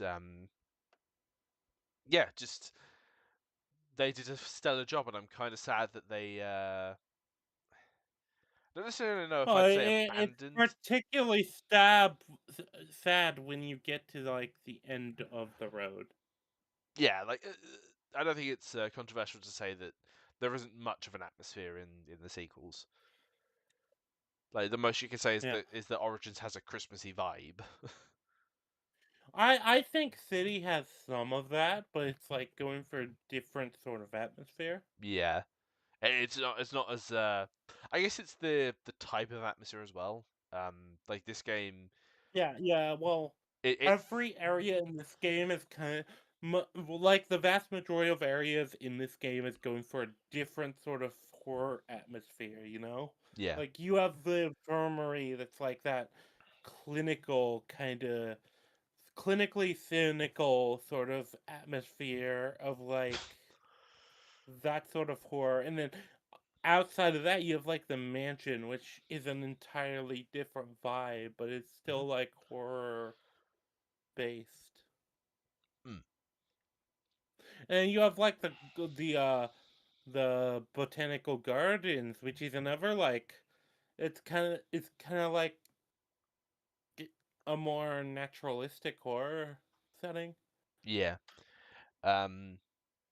So, but yeah, you finished up this uh stealth segment. Oh, and we're right in on time to get into the Riddler stuff then.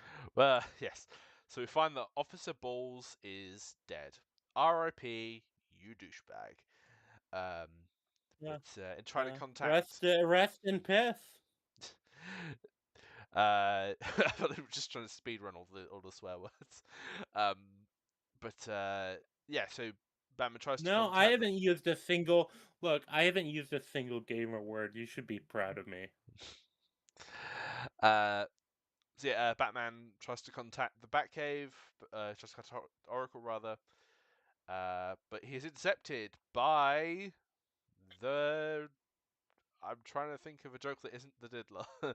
um, The diddler is funny. sw- He's sw- contacted. He's contacted by the diddler. He's contacted by Epstein himself. um, I'm sorry, YouTube, please don't ban me. Um, No, YouTube isn't gonna ban you for that. uh, If um, they did, if they were gonna do that, they would have banned me by now. okay. um, but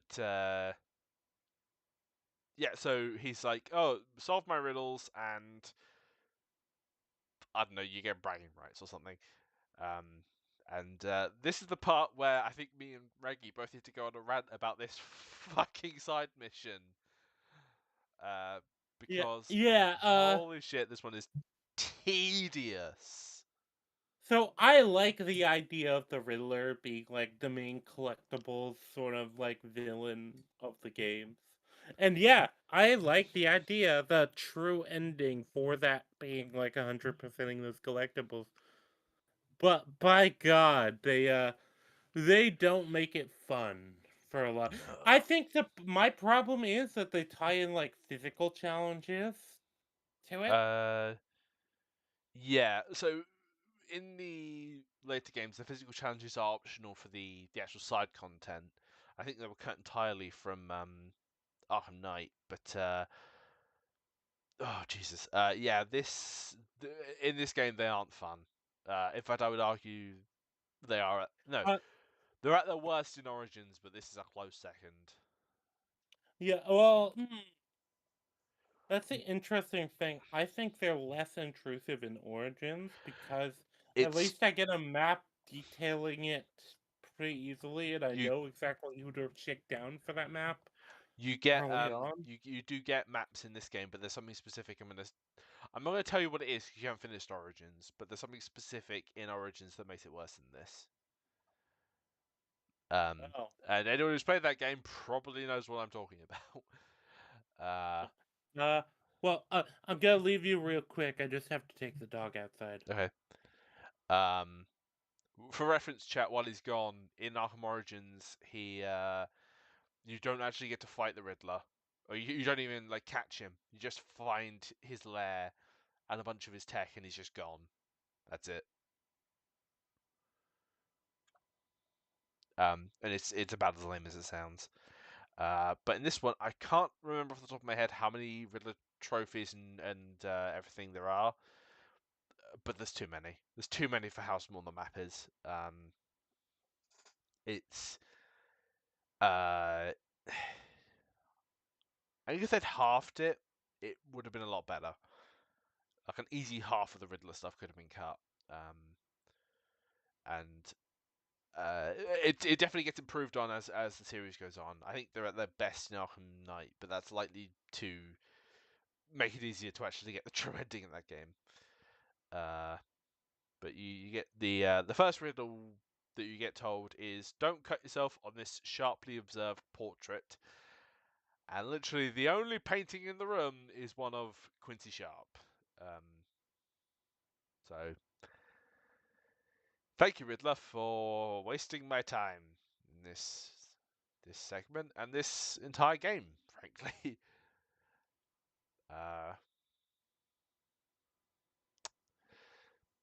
But yeah, I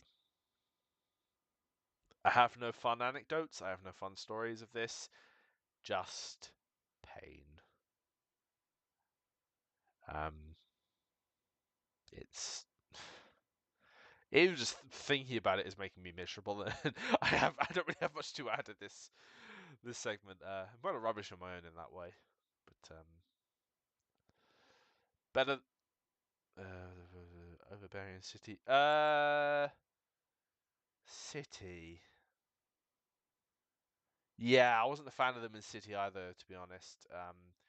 But they're more spread out there, so I didn't mind them as much. It's just. I think also that like among those 400, it's also like the physical challenges as well, and I think they're optional. Yeah, I'm pretty sure they're optional in City. Test. Hi. I'm here. All right. Okay. Yeah. While you entertain chat for a moment, I am going to the bathroom. Yep. Fair enough. So, chat. What do you guys think of the Riddler trophies? I like the idea of the Riddler trophies. I like the idea of the riddles. I think my problem with it is tying in all of the other sort of like collectible challenges to them. And I think it gets. Okay. Bagel actually said it. He says how overbearing it gets in City with 400 in total. Yeah, I agree. That my problem is like that 400 isn't even like just trophies though, because you have the Catwoman trophies, you have the Riddler trophies, you have the riddles themselves, you have the physical challenges, then you also have like the security cameras and other stuff like that. And like I don't know, it seems weird.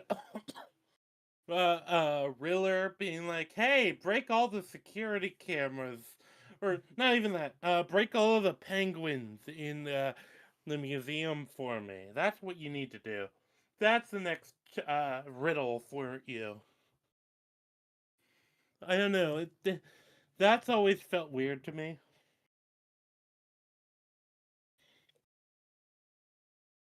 Okay, I'm And back. oh, perfect. I was just ranting about So, my big problem with the Riddler stuff, like I said before, I'm fine with the Riddler trophies and I'm fine with the riddles. Everything else, though,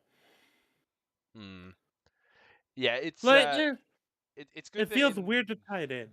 yeah in the I think in City they're optional to do the side mission and actually beat the Riddler, which is weird. Like you feel like once you've beaten him, you wouldn't have to do anymore. But yeah. Also the fact that like obviously you have a whole other character to contend with their Riddler trophies, which again weird, but we'll get there when we get there. Yeah. With City, it's particularly weird, but I think with Asylum, it's also kind of annoying. Hmm. Like with the Joker teeth, that's a good example. Yeah. Because I was trying to cover the Joker teeth as much as I could while I was playing. Mm. Because I've never 100%ed the Riddler Mm. in any of the games. Actually, I think interestingly, the the first time I did the Riddler stuff, the teeth were the last challenge I had to do. Like I was missing one of those destroy 10 Joker teeth things, and they were I think there was somewhere in the mansion. But well, it's because some of the Joker teeth spawn later on, yeah, so actually, it do wants you to go and delve back into the past areas. they? Especially with like the gadgets you unlock later. But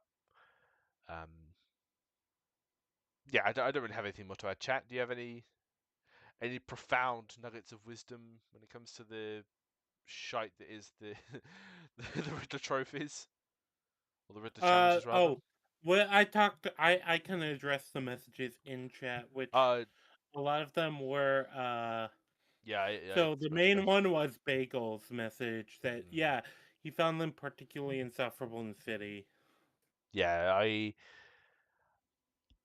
Yeah, I think in the first two they are especially tedious, but It's weird. I feel like Origins almost overcorrected, where it went from all of the side quests being the Riddler to, or all of the collectibles being the Riddler to like Origins. I feel like basically every side mission becomes like a just oh, you need to do this many of the thing. Bagel, I'm sorry. Why are you lying right now? The Riddler isn't green. The Riddler is green. No, he's not. You lie. You lied to me. Yeah, he's obviously yellow. No, he's black. I think it's racist to point that out. Probably actually. No, I was gonna make a joke about like the question marks on his suit being black. But yeah, yours was funnier. But yeah, so after solving the absolute Racism is always funnier, chat. uh based, but after solving the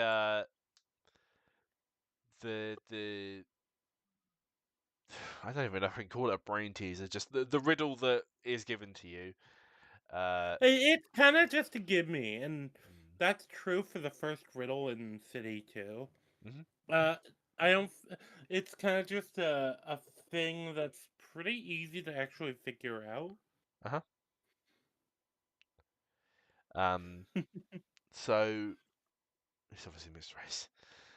Uh, no, he's obviously a massive incel who likes to blow up seawalls and flood cities. Well, to be fair, City is flooded. That is true. I feel like Dake knows what I'm poking the bear about. But no, Oh yeah, so I know he hates that movie.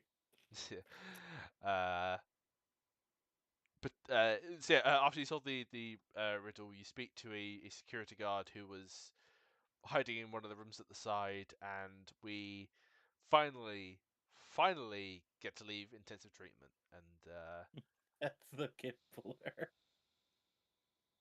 The Gimpler is that's cursed. mm, uh, But yeah, so in general, uh, it's interesting, right? Because we get like plenty of like guards here in mhm, this area. They're like, oh yeah, they survived for this, and this reason. They ducked out. Maybe they took cover after like the bullets started flying. mm. It is Yeah, interesting because the Joker isn't obviously like the Joker is being shockingly efficient, but he's also still not mm. like Yeah, it's he's very much not like covering his bases here. yeah, it's very much that uh yeah, it's still like a open conflict as to who's in control of the asylum. Like Joker hasn't completely taken over yet.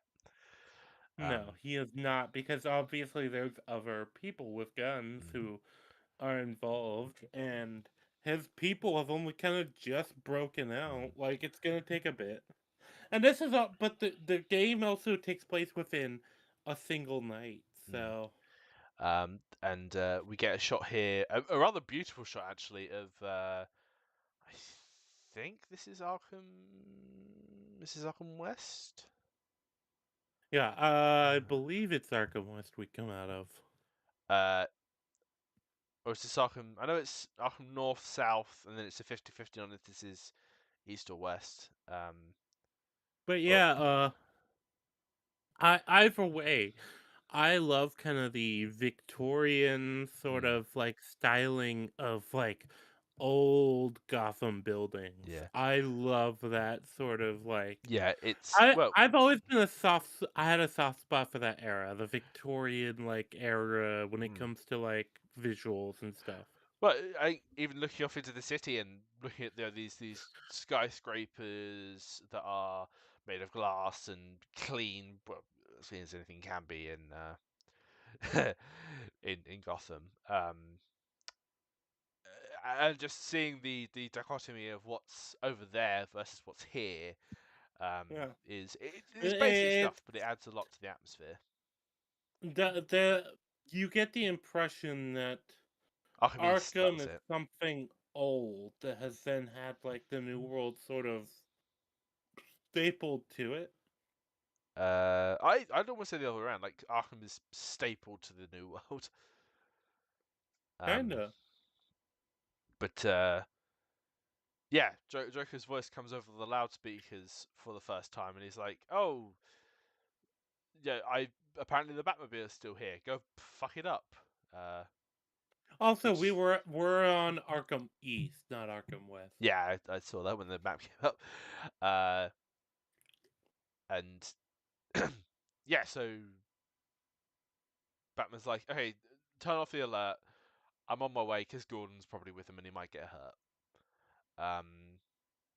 So yeah, we make our way towards Arkham North, which contains the main entrance to intensive treatment, which is obviously we came at the back entrance, Batchkabawa. Yeah. And from there, look, every hole was a goal here. and after taking out the goons, hold on, let me just get to it. Actually, something we should probably yeah, now. because I believe I ducked at this point. That's on stream. That's on screen. Good, but I know there's latency, so. Yeah, no, I'm skipping through, and I know that eventually it's going to jump to the second stream at some point. Actually, this marks the end of the first segment of the game. Oh yeah. The leaving intensive treatment and having access to probably not the entire map, but at least most of it. Yeah, you have access to the main hub map. Yeah. I would say that the overworld, as it were. You have access to that, and you have your options on what to do there, and but it's interesting, right? Because I kind of like that they went out of their way to give you like the main collectible stuff before you started. Because one thing I kind of dislike about the later games is they're like a lot more shifty with when they introduce the collectibles. Right.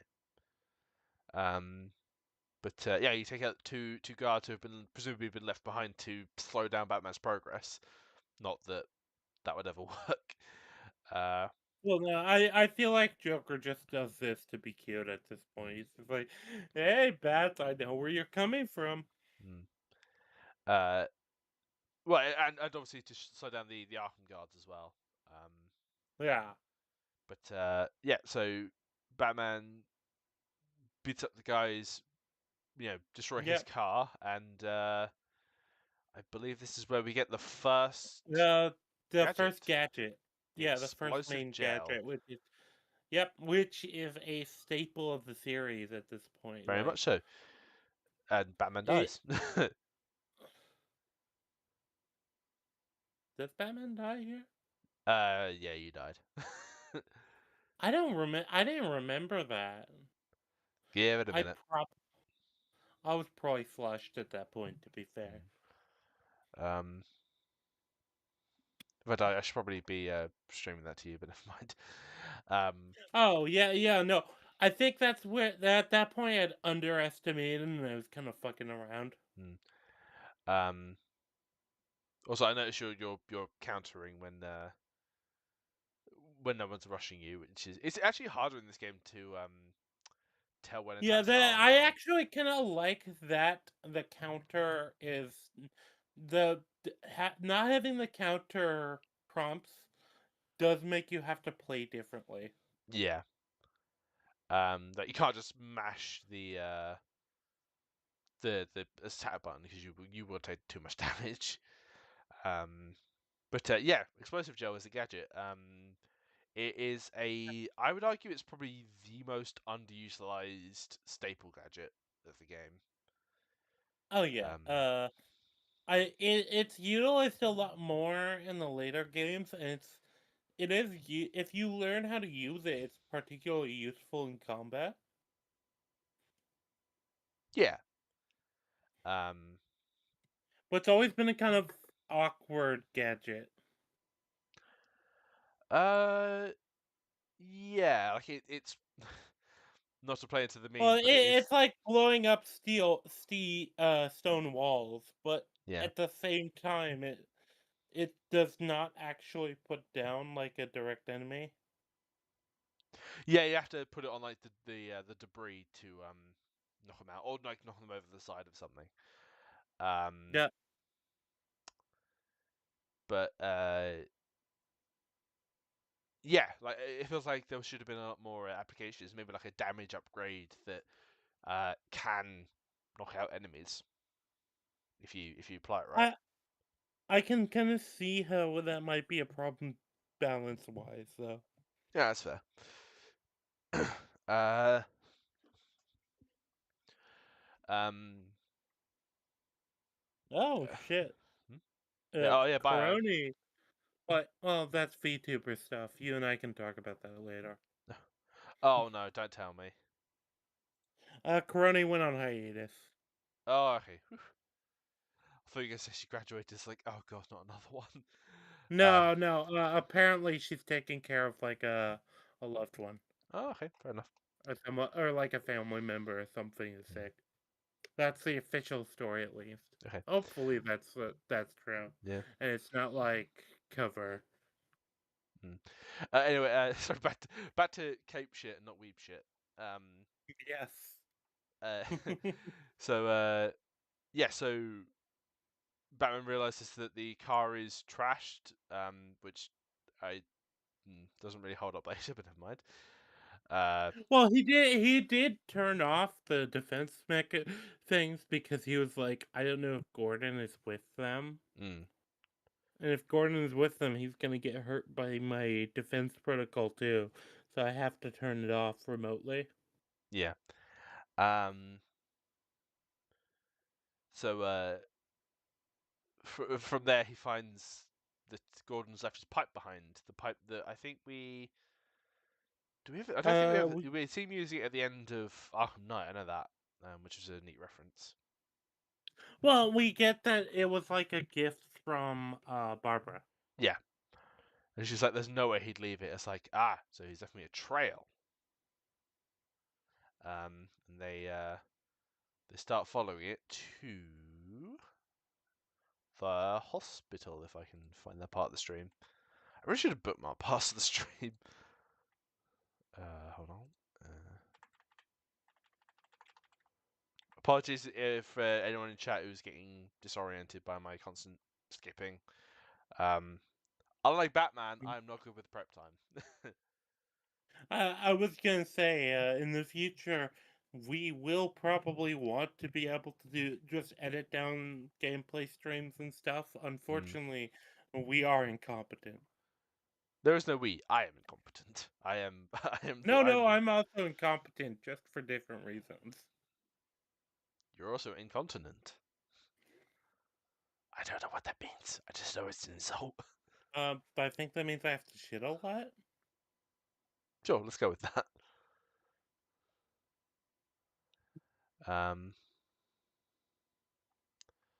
But no, that's not Batman.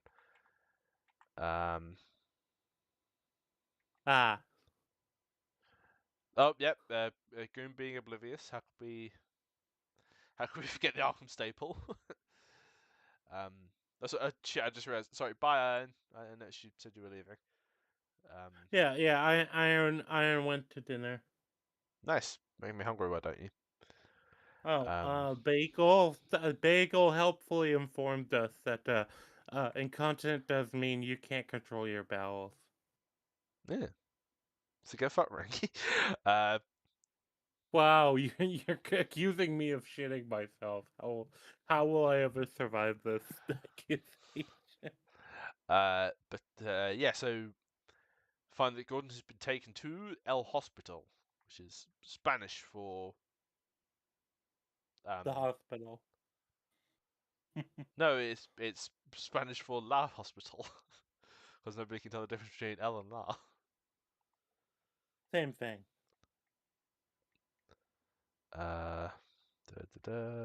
It's all foreign nonsense. It's the same thing. Why doesn't I didn't conquer the I didn't conquer the British didn't conquer the rest of the world to speak their language. Everyone should speak English, damn it. And the Americans didn't pick up where they left off And then ruin it. I I fucking said it. Come at me, chat. You know what? You say that, but one of us has free speech and the other doesn't. I hate you. That's it. Stream over. That's it. One and done. One and done, chat. The end of the MadHouse Podcast ends with the British government. I don't have a license for this. The British government busts in because I said a gamer word. Oh Jesus! You just I just got to the stream and you just fucking killed someone. What? You threw a guy over the edge down like a 10-foot drop. No, I survived. Don't worry. Trust. Also, I just stepped on a pin that I had on my desk that was originally on my desk. I don't know what happened to the thing. You know how pins have like the rubber thing you put on them so that they're safe. I'm sorry. I'm still stuck way back at the part where you said you stepped on a pin on your desk. Why were you No, climbing that your was desk? it was on my desk. It got knocked down, and then I stepped on it. Okay. Yeah. That's involved in an organization I'm involved with. That I'm not gonna say any more about that though. Okay. You're involved with the British Well, at least government. not on stream.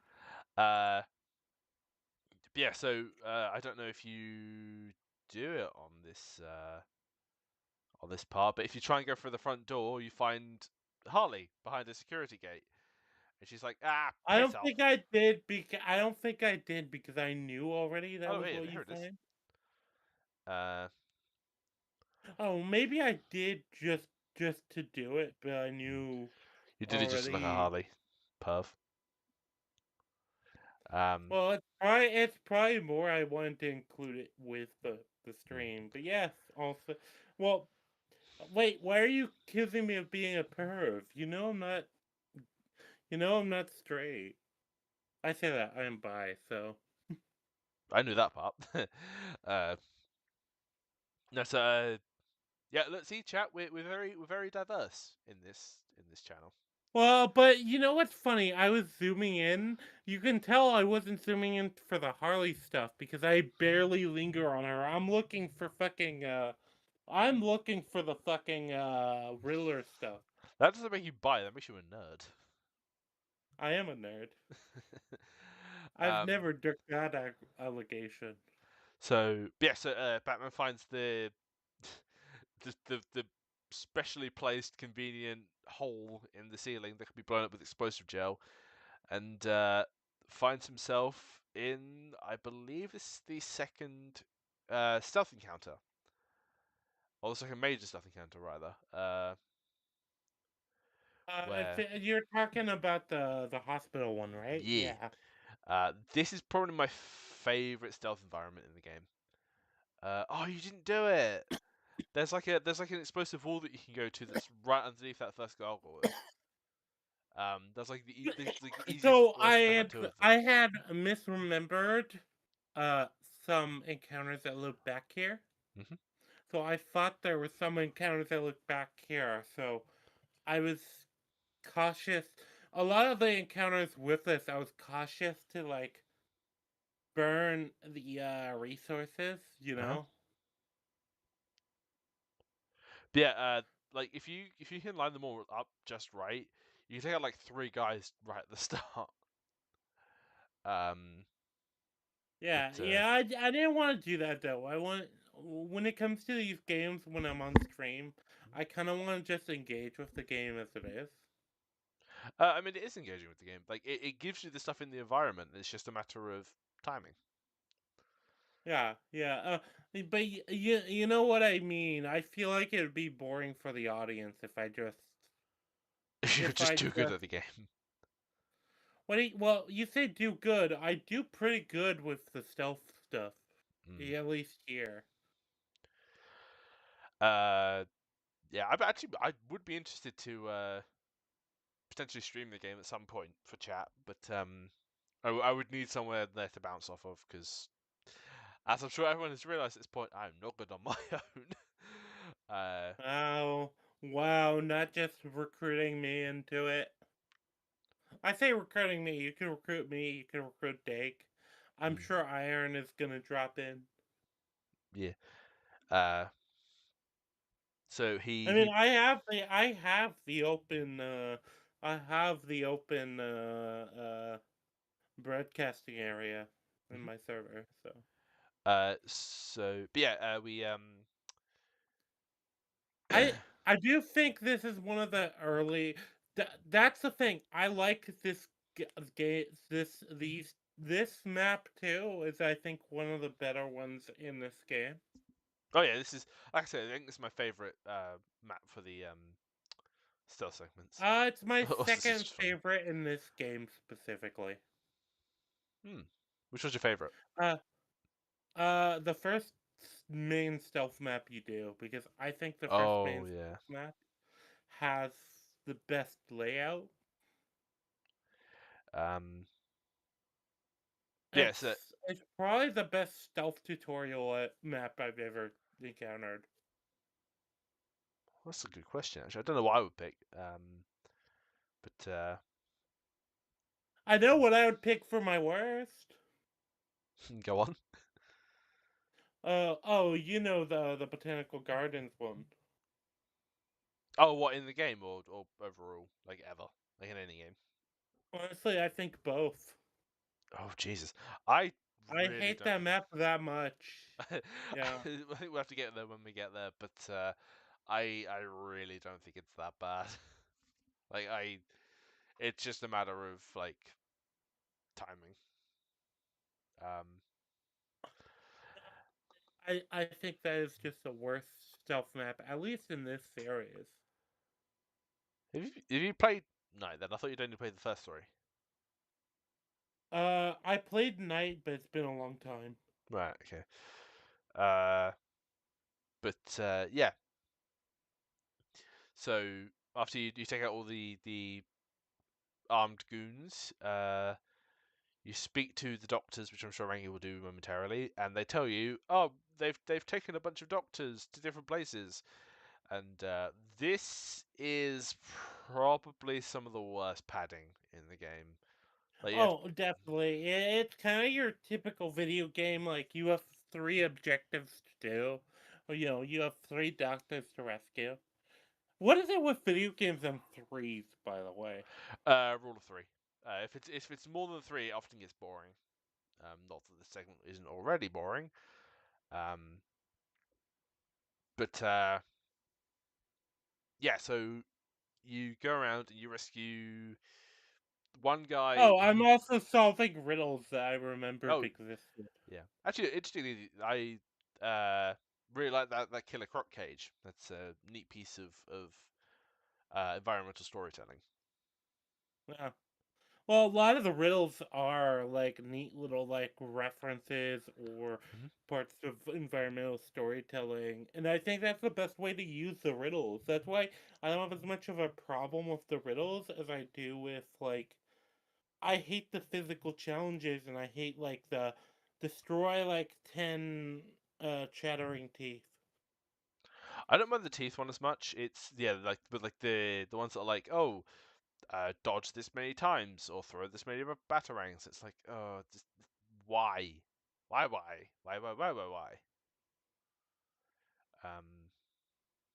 But You know what? Dake says recruit me. I'm highly exclusive. You no, you Dake. Look, I've nah, dude, you're encountered you easy. enough to know you are a whore. You will commit to anything. Dare I need to cite the DCE you watched through? I was gonna say it's literally a case of like somebody makes a joke in our private server, and then Dake is like, oh, "Okay, fuck, I have to commit to that." It's like, yeah, well, you don't have to.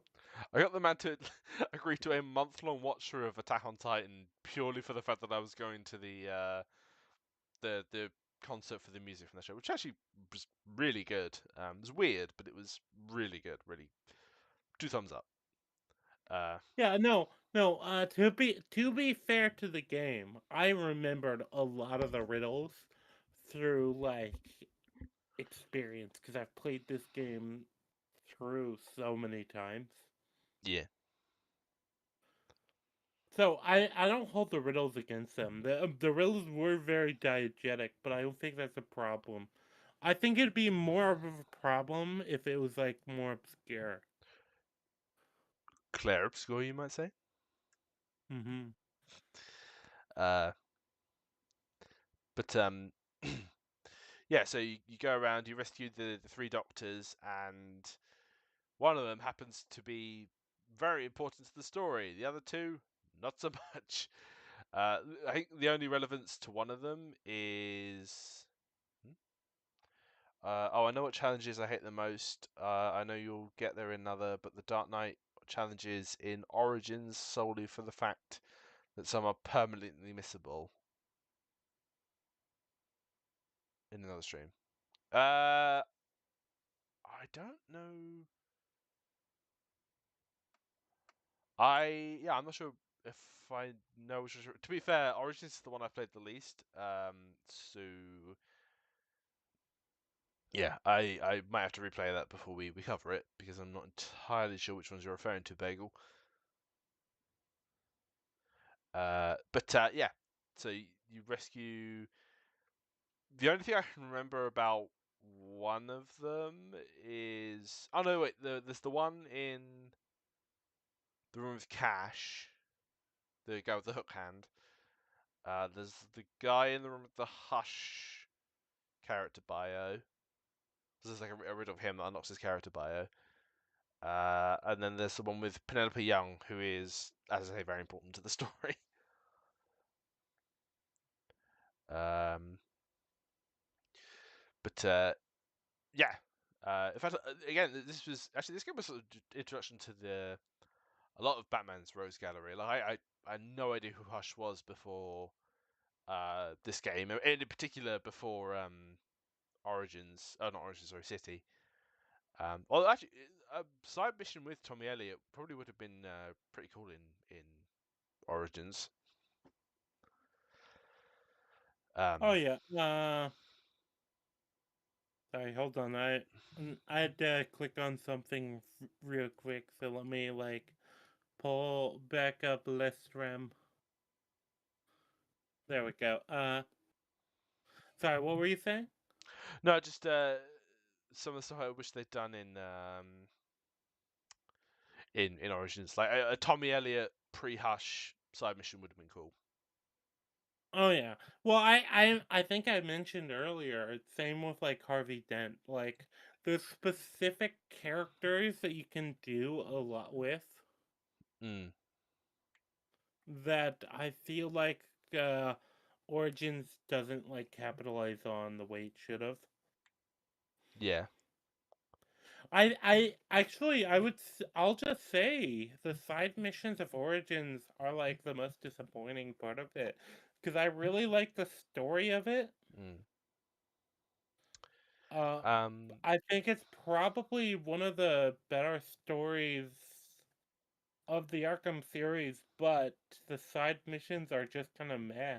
I like some of the side missions. I think I heard you complaining about the dead. Well, actually, we'll get there in the Arkham Origins stream. Well, But yeah, I was gonna say, yeah, I got fucked over by the dead shot things, but that's a me. That's a skill issue. That's not a the game issue. yeah. But I'm happy to admit that's a skill issue. yeah, you get back to the main room and you're forced into another stealth encounter because Penelope Young is like, oh, I need to go and get my research notes. Joker can't get them. So, oh, excuse me. I keep coughing a lot, Yeah, chat. I've got a bit of a I sore throat. I feel like they're reusing the same room way too early, and I feel like that's kind of the main system I think they didn't have sorted out at all yet, and they were kind of like trying to work to fit in is the Predator system here with this game. Um, Like they had some ideas, and there's some solid Predator missions. hmm. But uh, there's some solid Predator maps early on in the game, but later on it almost feels like an afterthought. Yeah. We're at this part of the game. So yeah, Batman goes into the elevator that the goons came from, which obviously previously been shut down. And uh, hold on, just, just Yeah, skip ahead a little bit. Um, I was gonna say it is interesting because in the future, you know what you could do? You could share your screen on Discord, so I'm a bit more caught up. actually, no, I'll do it later. I'll do it for the next stream. But Yeah, yeah, you're yeah, right. I should have done that's that. why he said next stream because I think it would be too Hmm. disruptive here. But yeah, so Batman climbs into the elevator and some gas, some spooky gas gets poured into the through the ventilation. Joker's like, "Oh, get ready to face your fears," and here begins probably the most famous section of the game, I think. Uh, the Scarecrow boss fights. Oh, yeah, yeah. And So these are. I had a controversial opinion on these actually. oh, go So on. as much as I like the idea of them, I don't think they're done particularly well. Please do explain because I So they're done very well atmospheric wise, but like and presentation wise, but I think there's a lot more you could do with the early Scarecrow stuff. hmm Just in general, it's always felt a little unsatisfying to me.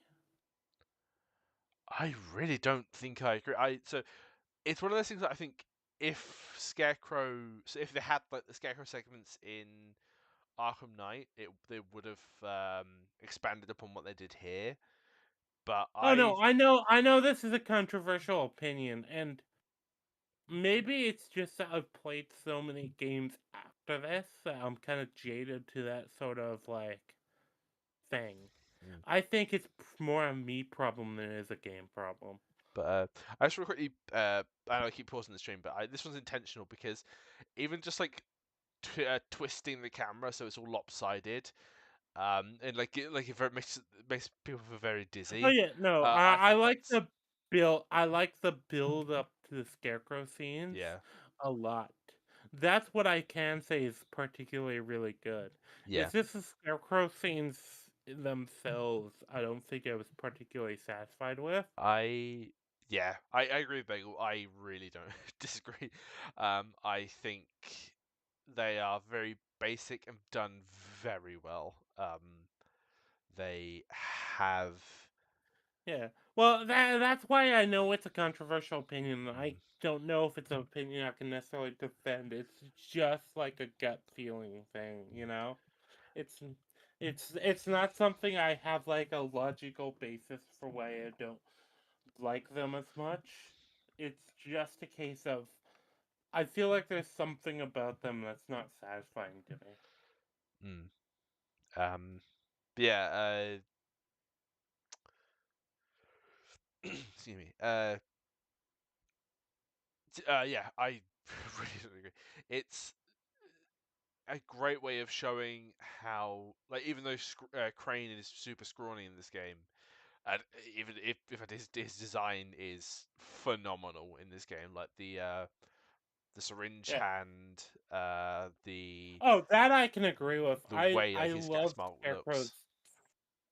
Scarecrow's looks and design is really good. I think maybe my problem with these aspects of the game Hmm? is I felt like it was kind of the challenge felt arbitrary. It didn't feel like it was testing on any of the like skills of the game. Maybe that's probably what I would say. Or rather, not enough of the skills of the game. Like, I feel like there is, and maybe it is probably just me, but there's something that felt like it was missing from the encounters. I so I would actually go so far as to say I think this game tests everything you've learned up to this point. Like it tests your stealth ability, it tests the gadgets that you've got at this time. Actually, the segments where like he'll stab his syringes into the ground, and like skeleton goons will spawn out. You can just wipe them all out with one explosive gel. No, no, no. I actually don't like that. I think this should have been a test of the Predator stuff. This should have been more of a Predator boss than it already is. Hmm. And a lot of the skill challenges shouldn't have been combat based, but with the Predator system and having to deal with the Predator system and avoiding Scarecrow's gaze, I think would have been better. Um. Yeah. I don't really know how to articulate it, but just the like. Yeah, it's very. I think it's very clearly meant to test what you've learned as Batman up to this point.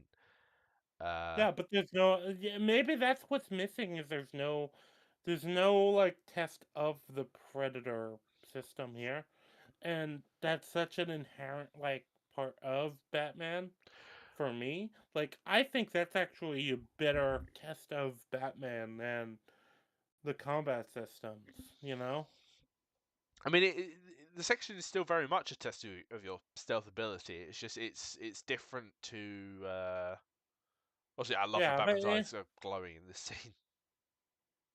Uh, they are. I'd never noticed that, but you know what I mean? Because this is one of those other things I feel like the Predator system is pretty underutilized in this game. ooh. Well, think about it. We don't get a single boss battle that's actually like focused on the Predator system in this game.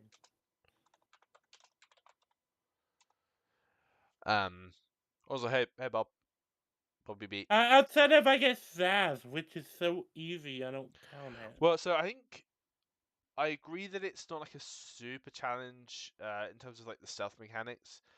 But that comes in the next stealth section, which is Yeah. easy after like a few replays, but that first time is very tense. Yeah, yeah, and you know, like I understand this is like a controversial take, Hmm. and I'm willing to accept most people I'm probably wrong. I'd have rather had like a Predator segment than like the beat 'em up segments. I just don't know how you would incorporate that without like fundamentally redesigning the. I think you'd have to fundamentally reset design. Yeah. That's why I think either way, this is probably one of the most atmospheric boss fights I've ever encountered. Easily, yeah. Yeah, like a lot of like the build up, the atmosphere, kind of the delving into Batman's psyche. Yeah. Because there's a lot of. Oh, I think the only villain that utilizes stealth is Killer Croc. But even that's being pretty liberal about the boss fights. That's what Bobbert says. I Yeah. agree. I would That's say kind of one of my problems with the boss fights in this game. Is it feels like they're all. I think the boss fights in this one are kind of the weakest of the series. Ooh. Outside of the obvious. We'll get there when we get there, but yeah, I have thoughts about some of the later boss fights. But yeah, and then the way the morgue switches, like as you go into the morgue, you look around. Oh, there's nothing here. You go to leave, and it's the room, but there's stuff in there now. It's like, oh, chef's kiss. That's such good like environmental storytelling. But the Bobbert, I haven't replayed Knights yet, so we'll see if I change that opinion when I get to Knights. I think Bobbert knows which Arkham Knight boss fight I'm referring to, which is why I don't want to I address it by name.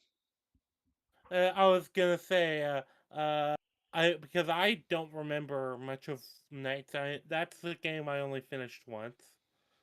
But at least up to this point, and up to the point I'm at, which is like, I'm what, like halfway through Origins. I couldn't tell where you were at the story when I was flicking through that stream.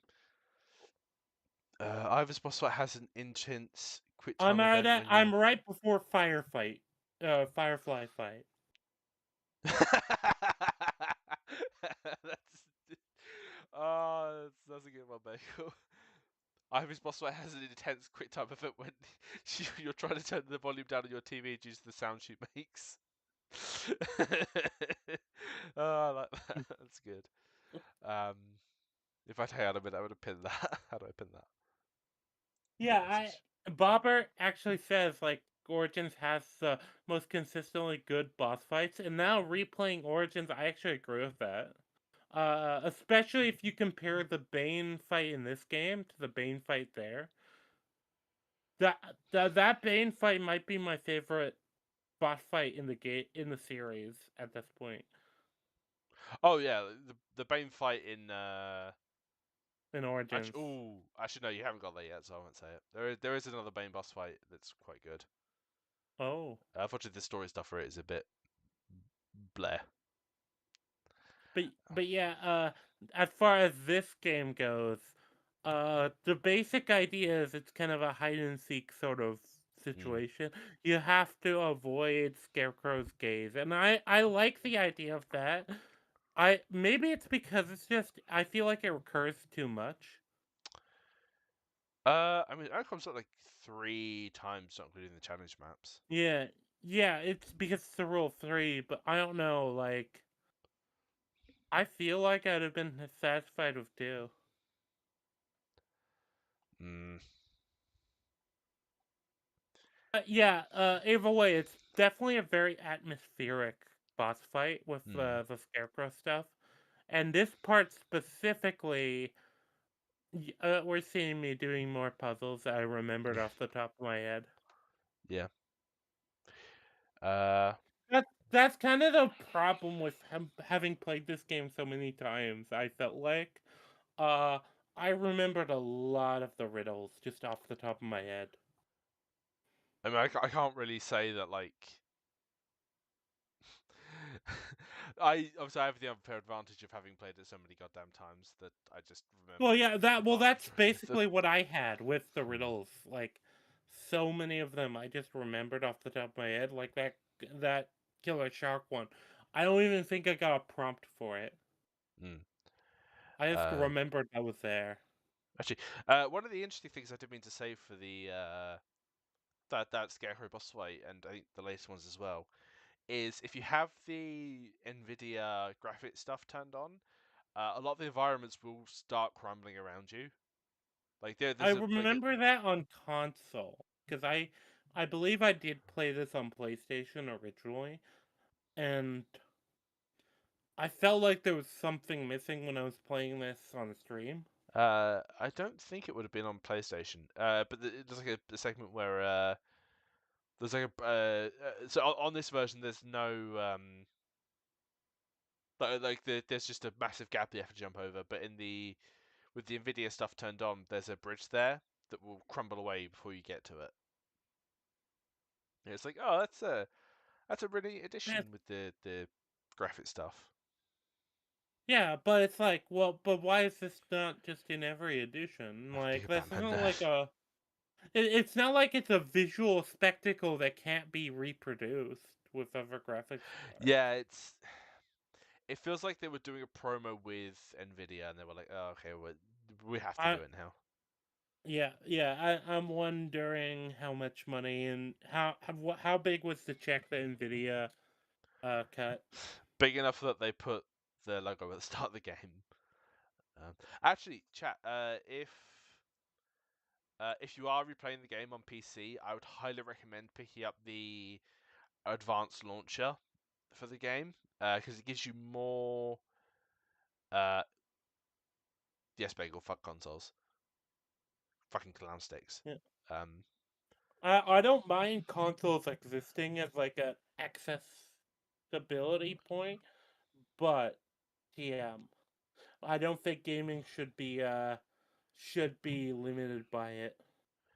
In the way it is. This might be a better topic for another video, but I have some very strong opinions about the bias that a lot of companies have towards consoles.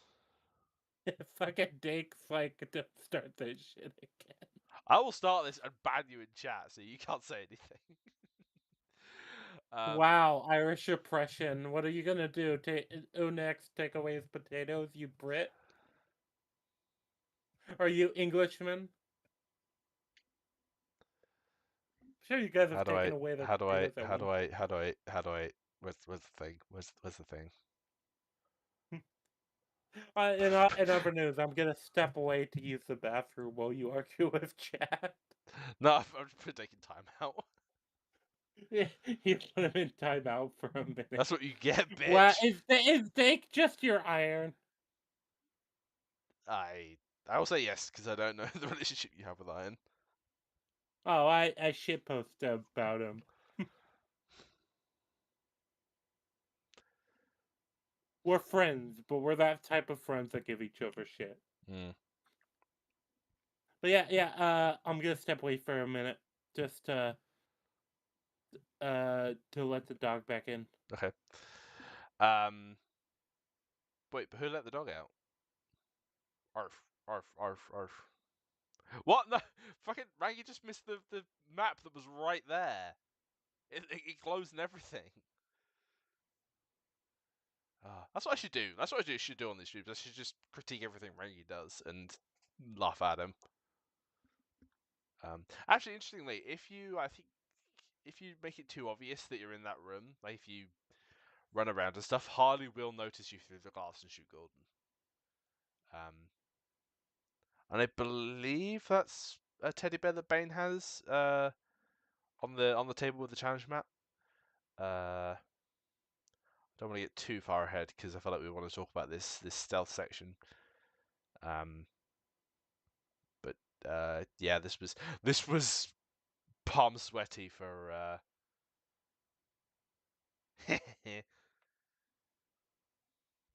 Well, Bagel, the problem is that I'm in the future. You're in the past.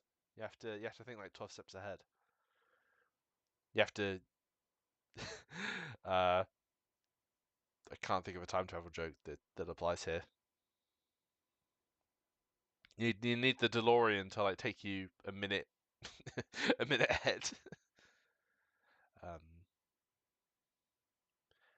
Da, da, da. Also, anyone in chat, what do you think of the stream layout for this? It's just something that I threw together in about 10 minutes, but I like it. It's going to be a pain to recreate it in future streams, but that's probably what I think I'll do. Just because, yeah, I like the symmetry of it, other than Rangi having 2 profile pictures.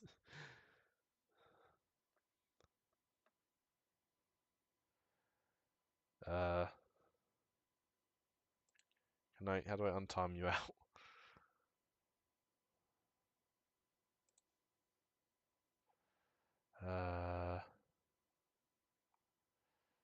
Refresh just to make sure.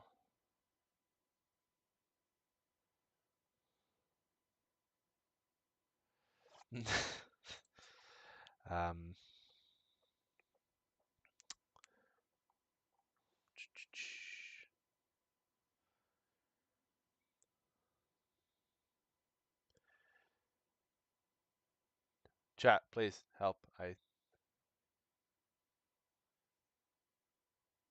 No, it just means that I beat the shit out of Rangi every day.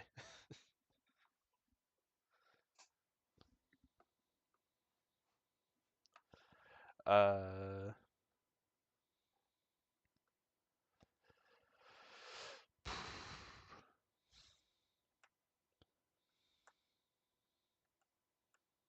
how's the weather, chat? It's pretty cold and stormy right now.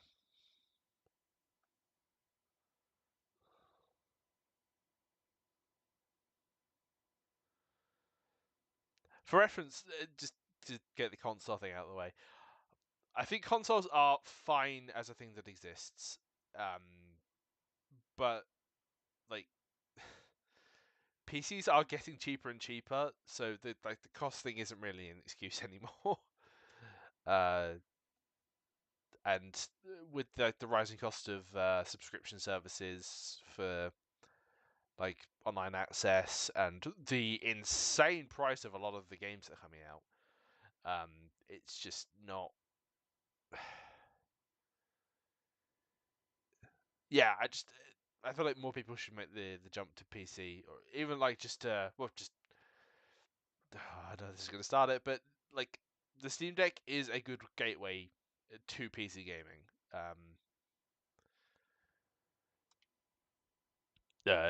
And pre-builts aren't like they aren't sustainable long term, but if you're looking to just have a PC to try it, to get into to make the switch from console to PC, it's not your worst option.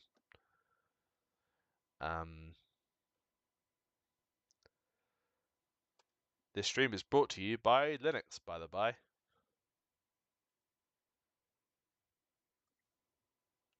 Wait, what? I only timed about for a minute. How do I?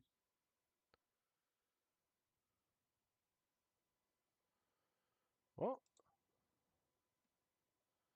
Oh God, what have I done?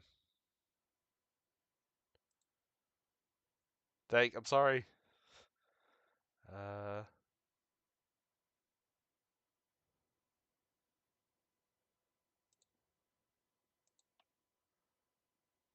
Dake, type something if you can hear me.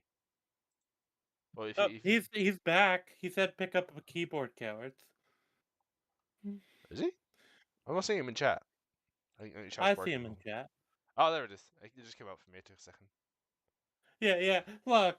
I think there's a way to actually. Let me just check the timeout menu. I only said it for a minute, but I was worried that like he might have gone pissed at me and just left. No, and look. Dick is actually a really good friend. He chose us over another potential obligation. He is well in our corner. Good guy. Yeah. Check out his channel. Because he's the one I do the book club reviews with. Nerds. And he's also gonna be like probably a future guest, so yeah. We'll find a topic to do with you, Dake. Just not this, just because. But yeah, continuing on, where are we?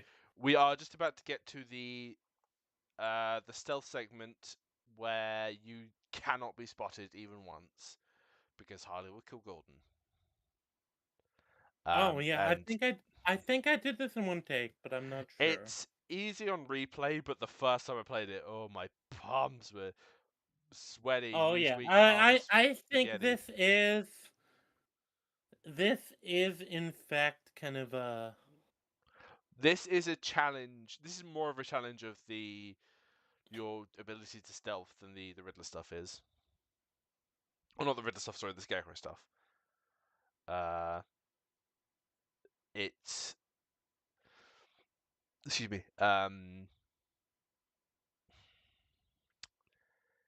Yeah, like I said, there's only 3 guys, and these segments are expanded upon in City and the other 2. But it's this is a I will say this is a nice like addition to the challenge that can be the stealth segments. I wish they'd done a bit more with it, or like had a few more segments like this though. Oh yeah, well because later segments just get the thing with the collar, or well in this game it's the collars. In I think other games it's like a heart monitor or something like that. Yeah. Where it's like it just get your takedowns get reported to the other guards. Yeah. And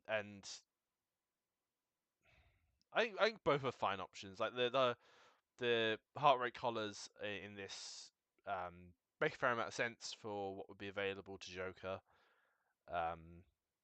As do Yeah. the heart rate monitors in Arkham City.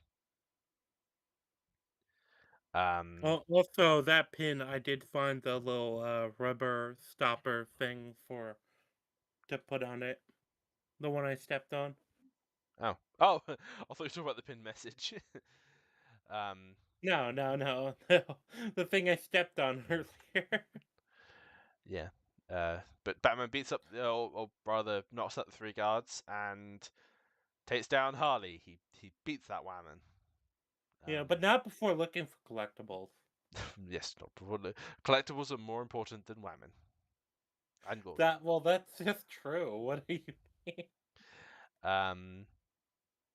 But oh no, I just realized what's after this. Hmm. Oh boy, here we go. So we find out that there is something in the room with us, and it is a malnourished, malvenomed Bane. And yeah, I actually think this is one of the. So one of my problems with the Bane boss fight here is it's basically just a boss fight with a Titan Thug. It's not basically just. It is just the bait Yeah, the yeah. Titan thugs. It's super lame, and And this boss fight gets praised. I've heard it get what? praised before. But it's Yeah, it's lame. It's just another Titan Thug. Bagel.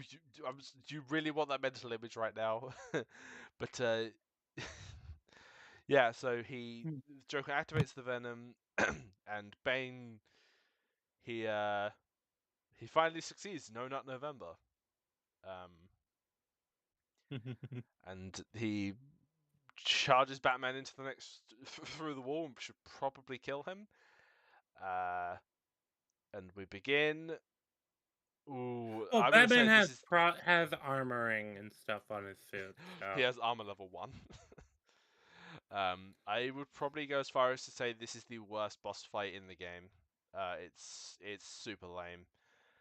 I think Croc beats it out, but yeah. Oh, I have thoughts about the Croc fight. Yeah, But it's gonna be either this or the Croc fight for me. That's like the worst boss fight in the game. interesting. Okay. Uh, Yeah, well, my problem is Croc is just too easy in general. Like unless he spawns too close or you're not paying attention, he's just kind of a nuisance. I I once softlocked myself in that segment because I was using the line launcher too much. Ah, And I got myself in a segment where like I couldn't get over the boards. I'd gone too far, and Yeah, he'd like destroyed some. Oh Jesus, we're already almost dead. But I think I won this in one try though. I mean, you're about to I die, don't so remember if I did.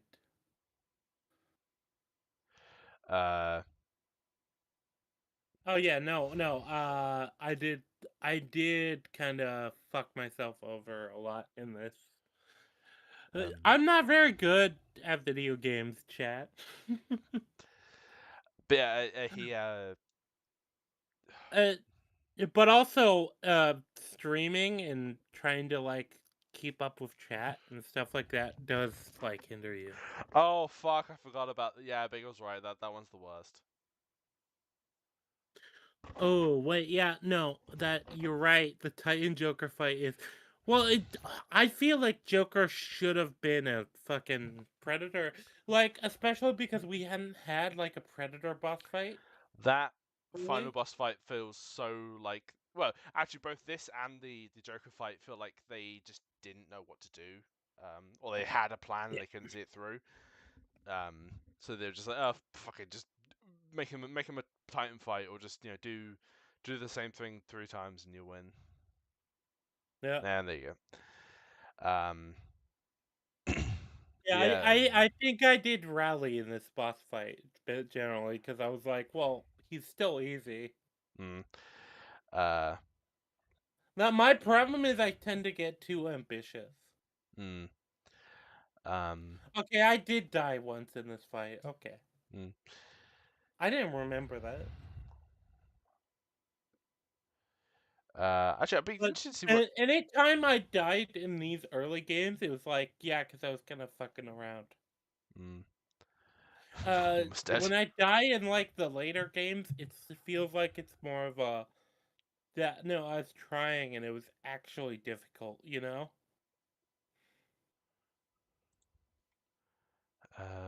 Yeah, we died again. We get through this. I think at this point I'm more engaging with chat. That's why. Yeah, okay. But yeah, I can't make excuses. Obviously, I'm like I said, I'm not good at video games. Da, da, da. Try to get to the end of the fight.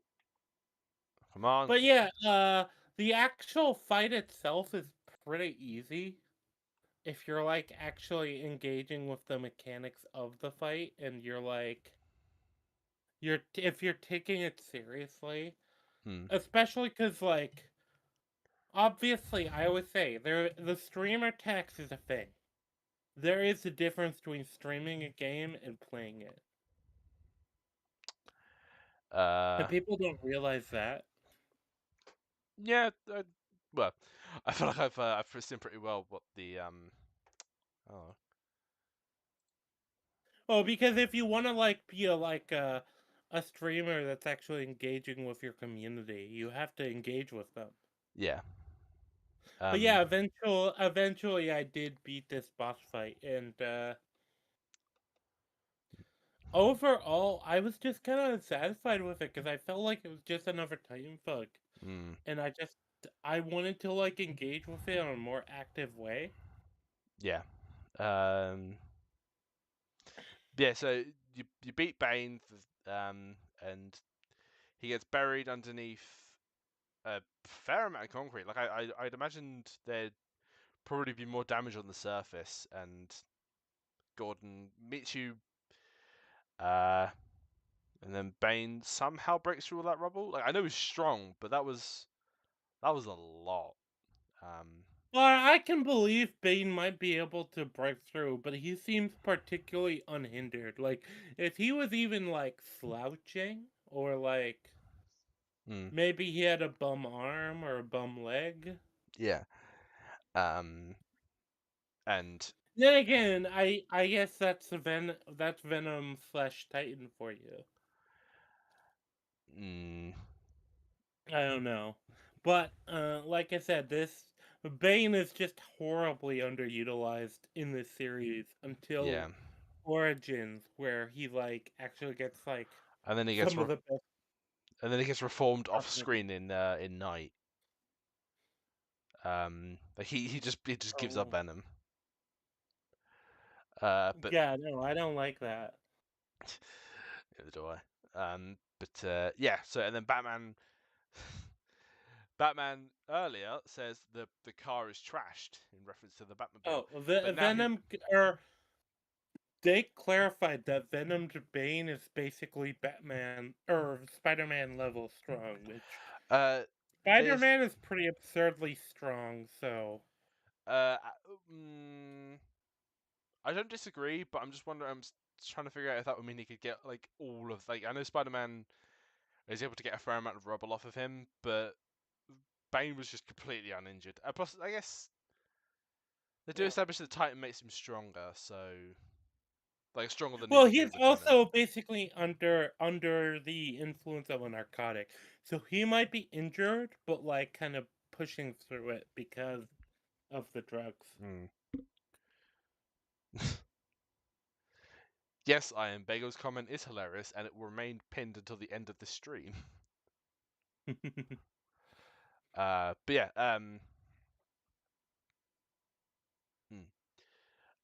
so yeah, in the the trash Batmobile is rammed into Bane and sends him straight into the Gotham Harbor, and Yeah. that is him gone. That is him out of the game until like one of the potential post-credit scenes. Well, and I feel like it's kind of almost. I feel like his inclusion in the game is kind of almost an afterthought. It's like, oh well, we need another villain involved. I guess we throw Bane in. Bane's story is kind of important for the Venom stuff, so or the Titan stuff rather. Yeah, but it feels like they didn't really have any plan for him, and so they were just like, he's a big muscle guy, right? So let's just have him like be one boss fight, and then we throw him out, which is wild from what I know of Bane as a character and how important he is in Batman mythos. He is probably one of the biggest Batman villains. Yeah, that's what I'm saying. He's important narratively, but like his actual fight is Yeah. I don't know if you were there for that bit, but he really like he's just another Titan fight. He's Titan with a different skin. Yeah. And that's Yeah, what I mean by his fight is actually kind of one of the worst boss fights in the series. Yeah, I'd say he's probably the second worst in this game. he's definitely not a. He is definitely worse than the Scarecrow fight. I'll say that. The Scarecrow is as close as they get to engaging other mechanics outside of just beat up the bad guy. And yes, So but I his inclusion in City appreciate is it. way worse. Like Yeah, I. significantly worse. Oh, City, he's basically an afterthought. Yeah, like they were like, oh, well, actually, we'll get there in the follow up stream, but yeah, he's Yeah, it's Origins that he gets to like flourish. Right. Don't worry, I'm more than willing to fight with someone in chat, but if you're up to agree to disagree, then I'll let this Oh one slide. yeah, I won't and tell you up this look. time. I'm sorry. I'm not willing to argue with Iron. He's just retarded.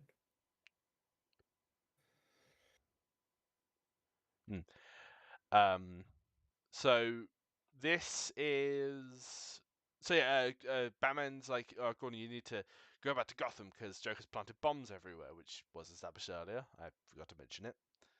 My bad. Yeah. And I didn't say anything to Bagel. No.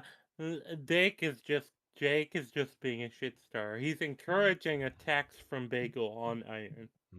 Don't worry about it. Yeah, don't worry about chat right now. I'll let you know if anything comes up in chat that's important. Right.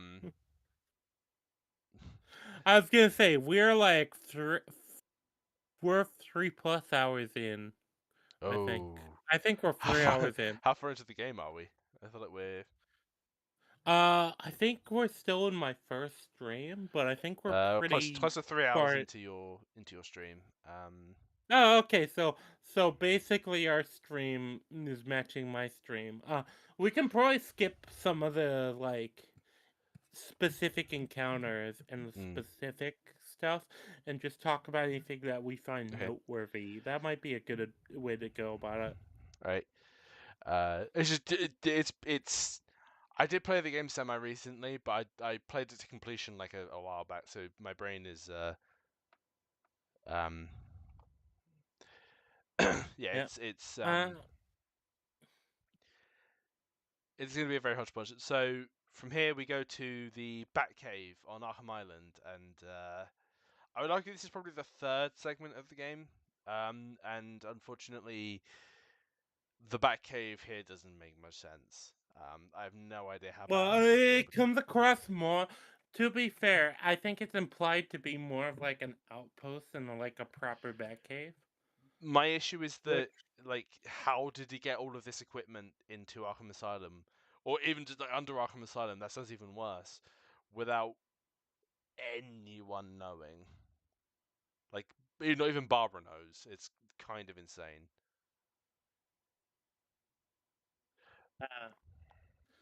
Well, I can imagine.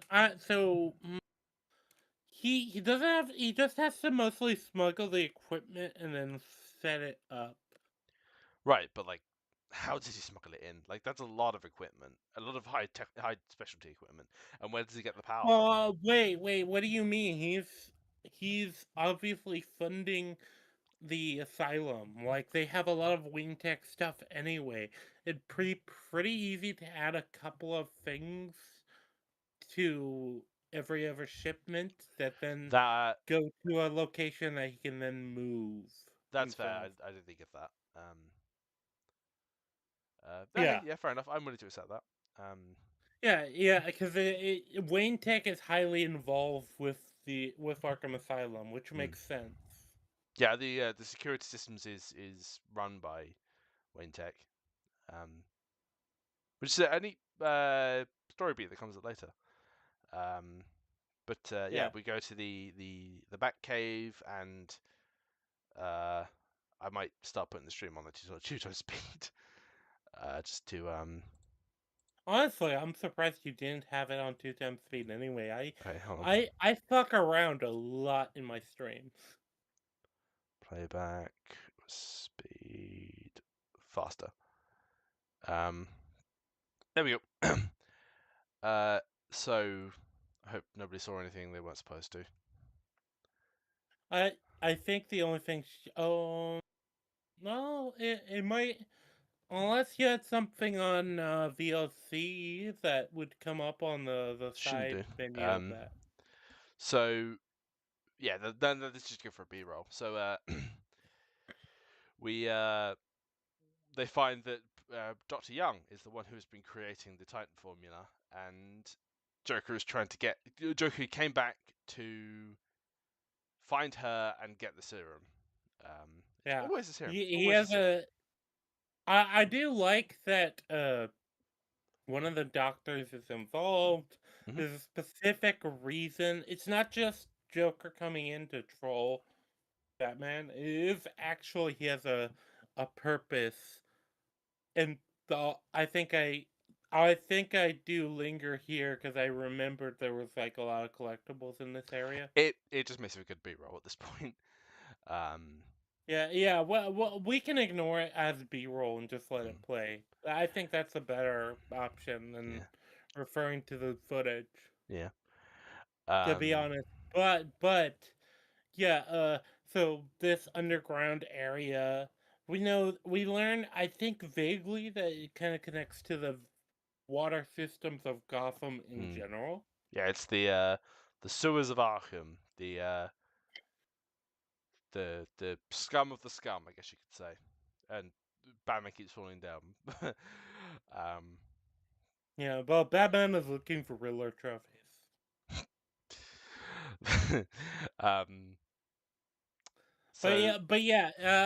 Basically, like it is very much like It's also like a very eerie environment. Also, Batman is also probably drunk at this point, knowing me and my streams. um. So, Jesus, yeah, you are a bit tipsy. I can already tell. I am a little tipsy. That's fair.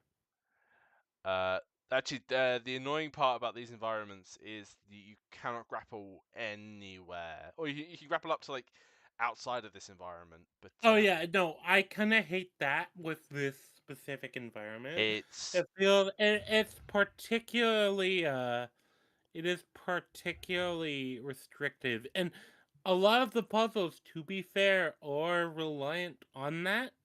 especially like how many times you have to come back to this area. It's just so painfully tedious. Yeah, you have to come back at least 3 times in Hmm. canon, Well, if yeah, I remember not including correctly. all the times you have to come back here for Riddler trophies. Well, yeah, I'm assuming just on story when I say that. Hmm.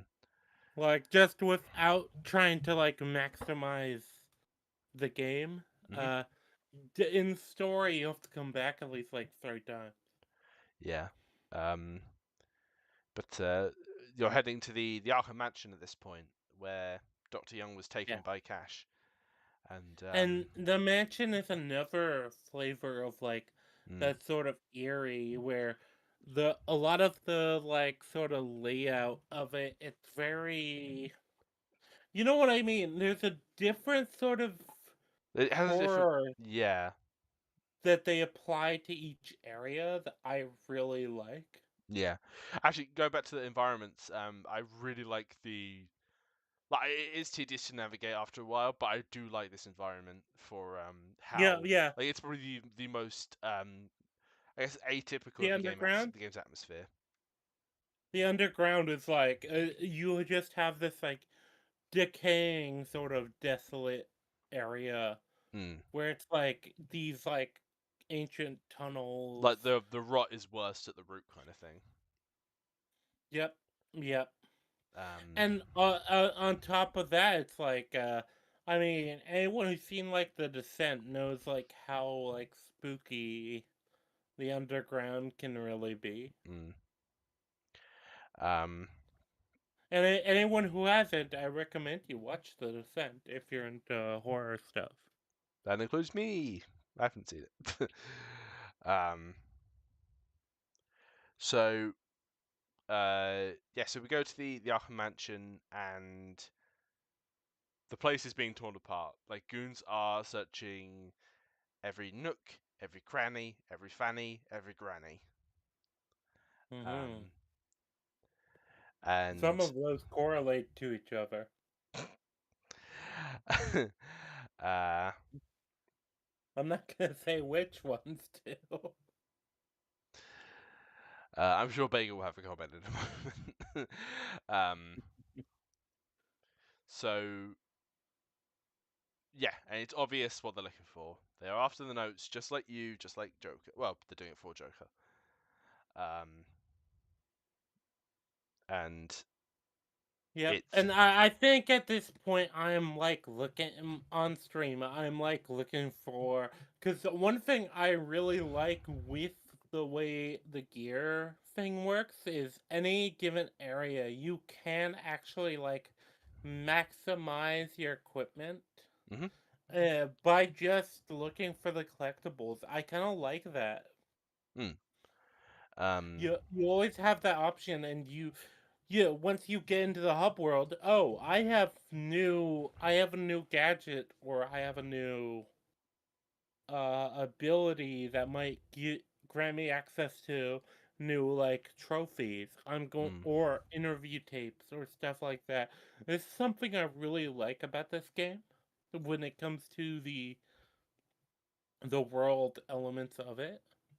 yeah, And d- just in general, like this is something I think is kind of forgotten in a lot of modern games. Like if you want to do collectibles, give me a reason to look for the collectibles, which could include, oh, some collectibles are not accessible like immediately, but I might have seen things.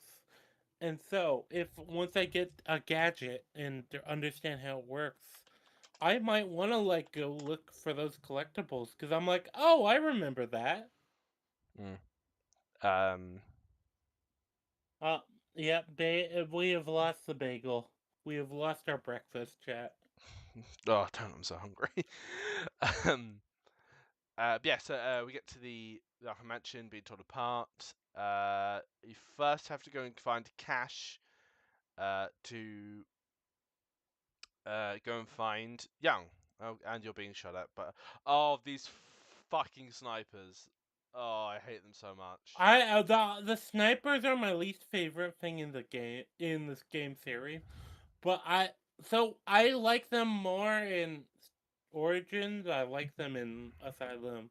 I'll say that because with Asylum they just feel like they feel like they're time safer. While at least Origin has like an open world where I can kind of like, oh, there's a sniper around there. Okay, so I take out that guy first, and then I can take out the people around. I more have an issue with the snipers in this segment specifically because um just there's no cover like at all. You Oh get yeah, spotted, you are I've likely to shit die. talked. Funny enough, I've also shit talked the snipers in Origins. Mm. Oh shit, I forgot. Yeah, you get the backlaw in the standard backlaw that is in the in the back cave that you went to earlier. Yeah, and the funny thing is with the snipers, right? You see me like able to handle them by just I wait for a minute so that I can get the like instant takedown on one and then I backclaw the other. Hmm. But yeah, the snipers are annoying in general in the game series. Uh I I'm hmm, fine with them in Origins kind of. I've shit talked them in Origins to be fair. I But like compared to how they are in this game. I don't have as much of an issue with them as I do like in the later games as I do in this one. Because I feel like the environments are much more suited to the kind of verticality that the snipers have. Uh, that said, I don't think I had like an active issue with the ones in like City or Night. I don't have Origins. I am more as much as I've shit talked them. I think looking at them as I am now in the position I am now, Hmm. I'll say I'm more in favor of them in Origins, where it's like the so with Origins, if you're like scoping out an encounter, you could plan around it. You can do everything. It doesn't feel as much as they feel like they're a little too prevalent, but once you like know they're there, you can plan around them, and I like that with Origins. With this game, it's kind of like you're kind of just fucked to like just dive roll until close enough, and then wait till they forget where you are, and basically do what I did in in as far as like dealing with them. Hmm. I don't know. I think they're more of a just a hindrance in this game because I don't think that the movement supports having things like snipers being like hyper involved because the Um. map is just a bit too closed in, if you know what I Yeah. mean. Uh. Hmm. In this game, yeah, definitely. I'm just not sure about. Also, Ark, are you have you accepted yet? We're not gonna cover the whole game in one night.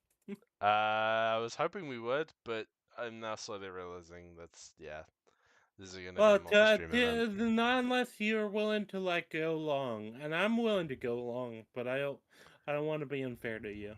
Uh, we'll see how we go. We'll see how we go. If we get to the point of like, what's a good stopping point?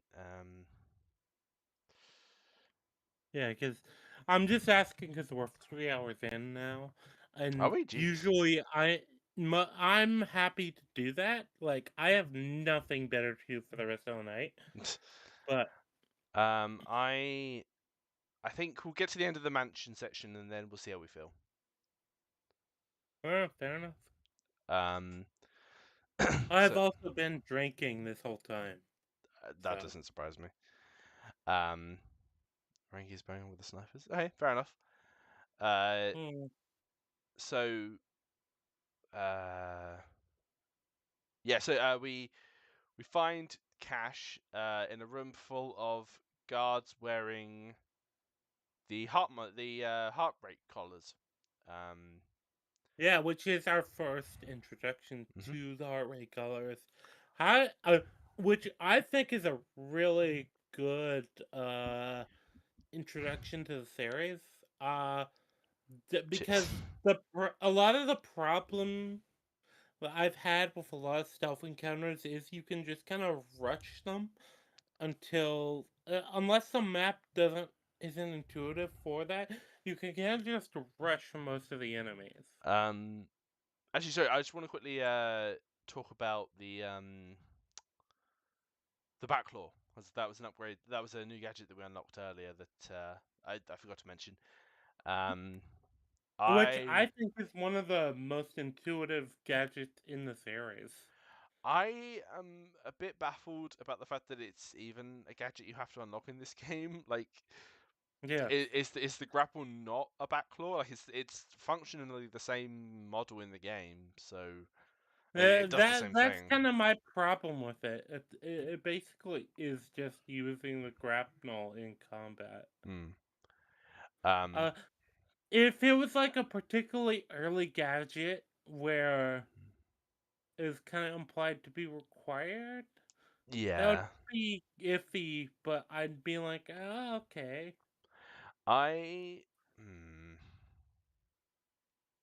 But it's really weird that you have to like unlock the back claw. Yeah. Yeah, I feel like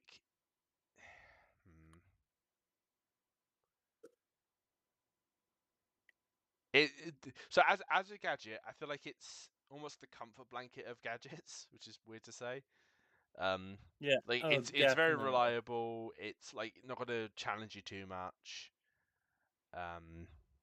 Very like how it works is very basic, but in that lies its charm. However, yeah, it should have been a like the two gadgets you should have started with are the backlaw and Batman. That's funny, and the batarang. Also, you picked up like 3 subscribers during this. Yeah, I noticed.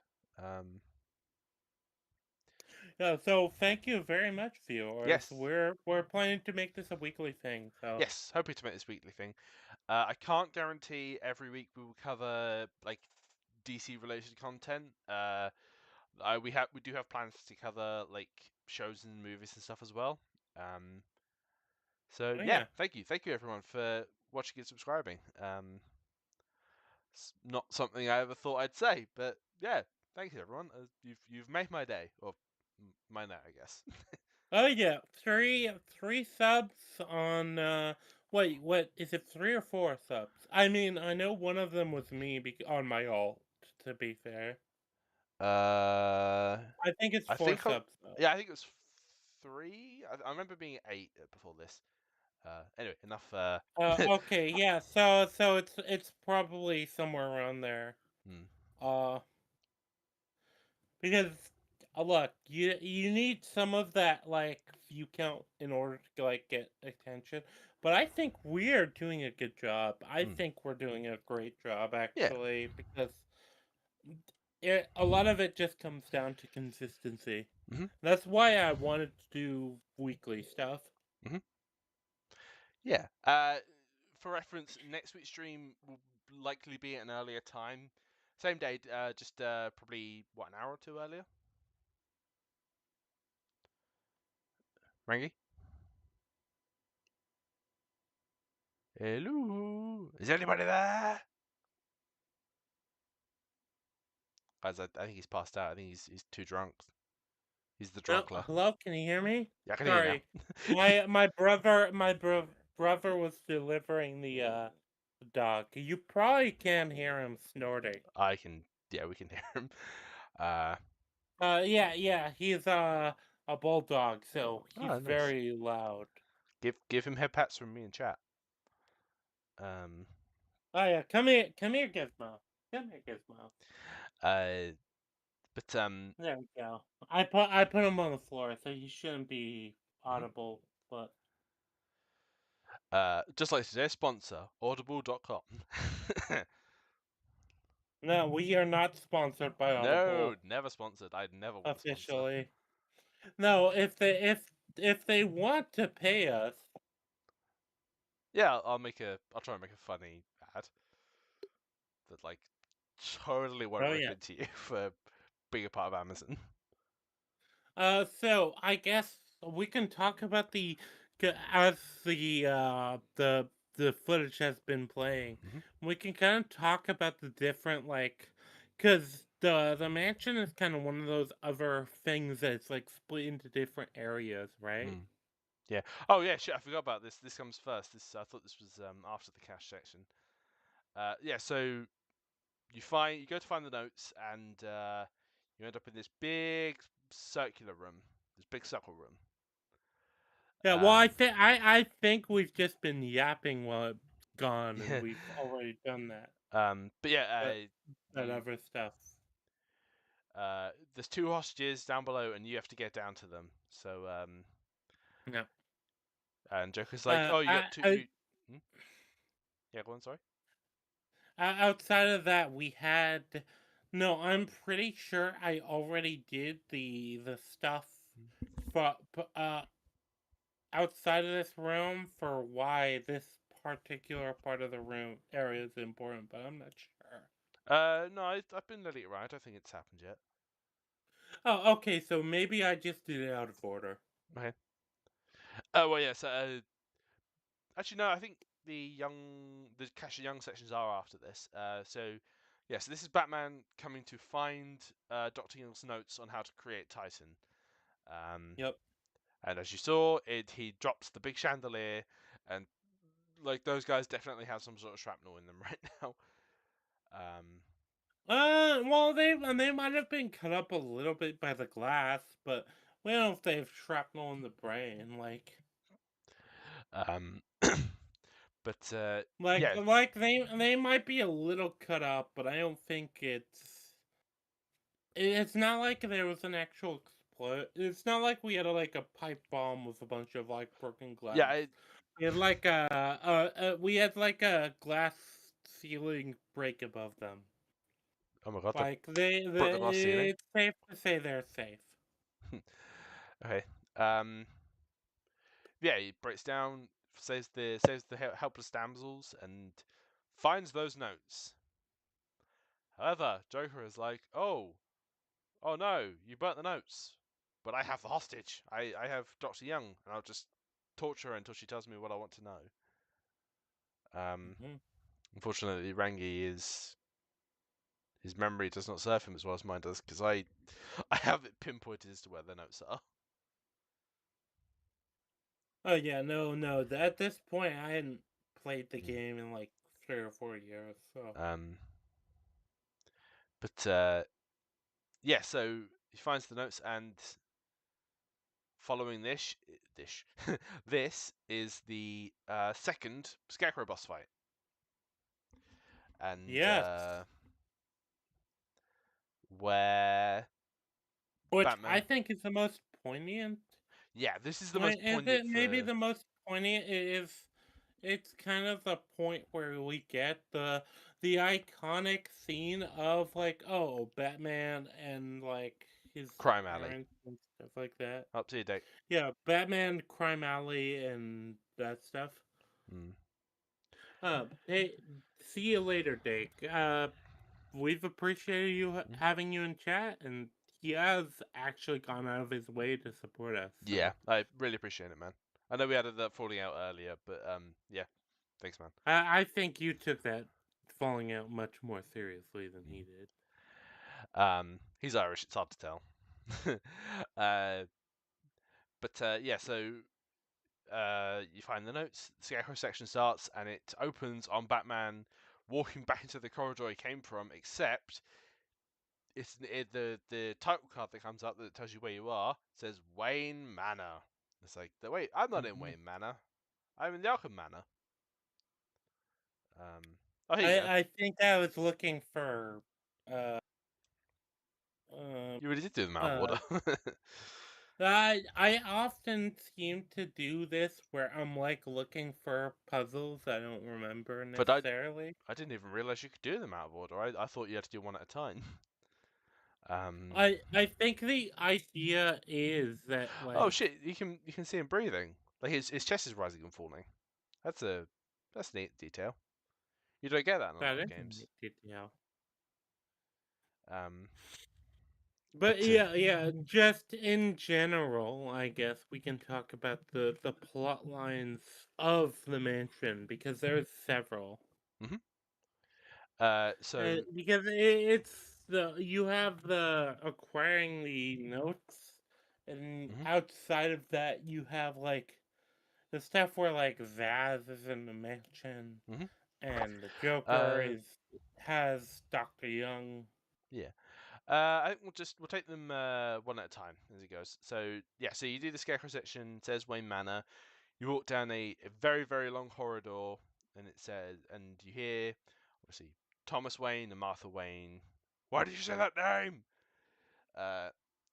Leaving the Monarch Theatre, and the deep scary voice of the criminal saying, "Don't move or I'll Yeah. shoot. Give me your wallet." All that stuff, and And I think what's particularly interesting about is you're only getting flashes. You're not getting like the specific scene. And I think that impacts a lot better than them just giving us the scene of, Martha Wayne and Thomas. Dad, and Dad Thomas Wayne.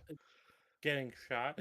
I think it's particularly more interesting to get the scene of just kind of the vague, like, it's almost like we are getting like the child's perspective versus memory's perspective versus just what specifically happened. Yeah. Yeah, it's yeah, I think it's much more interesting to see Batman's I guess fear of that night rather than Especially when it is something that like Scarecrow is specifically inducing. yeah, like we don't need to see it for what, the fourth time now. Yeah, it's such like an iconic like scene that it's like almost passe. It's like, well, oh yeah, you gave us a scene of the Waynes getting killed for the 7,000th time. Yeah. Rangi is quite clearly trapped himself in the events of this section. Yeah, so you do the Riddler section, not the Riddler section, Jesus Christ, the Scarecrow section. I need to stop doing that. And you find yourself at the top of I guess the tallest point in the Arkham Manor, what would be attached to the clock tower outside. You throw the batarang at the giant bell, and it crashes down and opens up a new way for you to go forward. But after no wait, is it?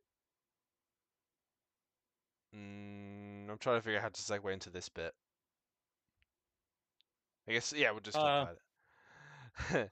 I mean, yeah, just let's just talk about it because let's be honest, like we don't have to worry about spoilers. It's like what 20-year-old game almost. Yeah, nearly. Oh, jeez, I'm so old.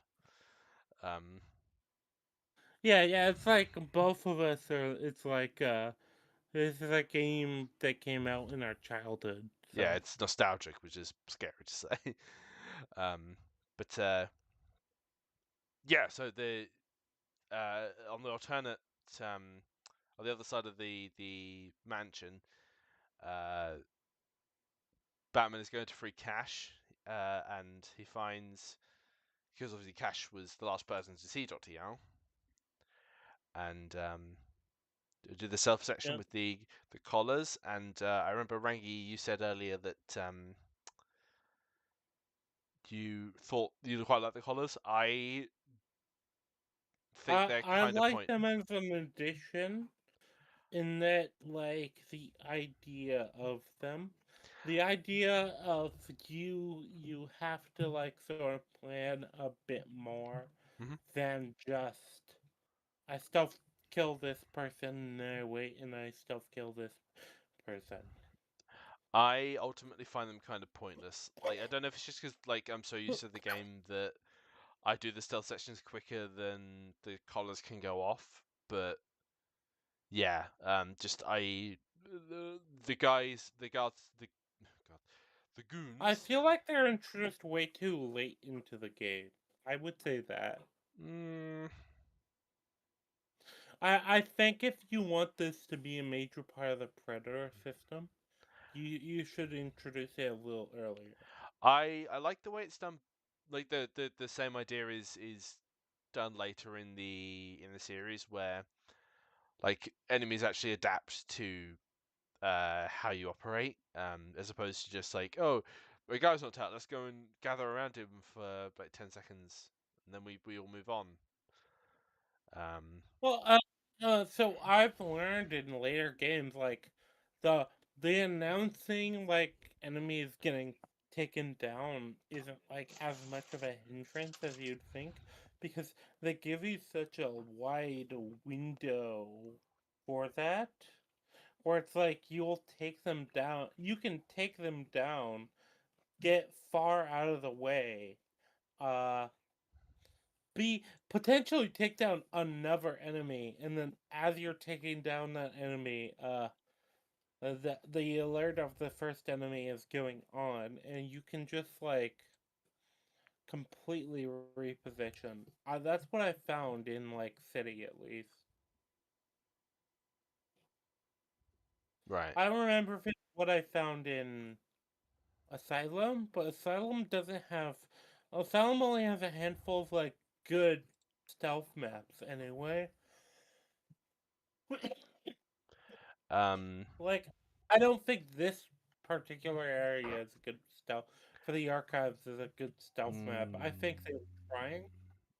I I don't like think the idea of it, but yeah, I agree. This is probably my least favorite of the of all the maps, all the this is stuff my maps. second least favorite of the game, specifically. I am And you know what my least favorite is. I am keenly aware that I've played this game so much that like I can like I figured out the strategy for every room. Yeah. And to be fair, I don't think I had to, like, restart the room for that map. Yeah. So where are we at? So yeah, you do that, and then you have to get to Dr. Young's office at the Yep. at the sort of side entrance to the side exit rather to the records room. Yeah, a lot of this part of the game is just like, oh yeah, you go to Dr. Young's office and this and that happens. Mm-hmm. And at this point, you've already kind of cleared the mansion, so it's Yeah. kind of easy. Um. Well, at least for me, it was like kind of easy. I think that I went through it in a different way than is intended, though. Mm-hmm.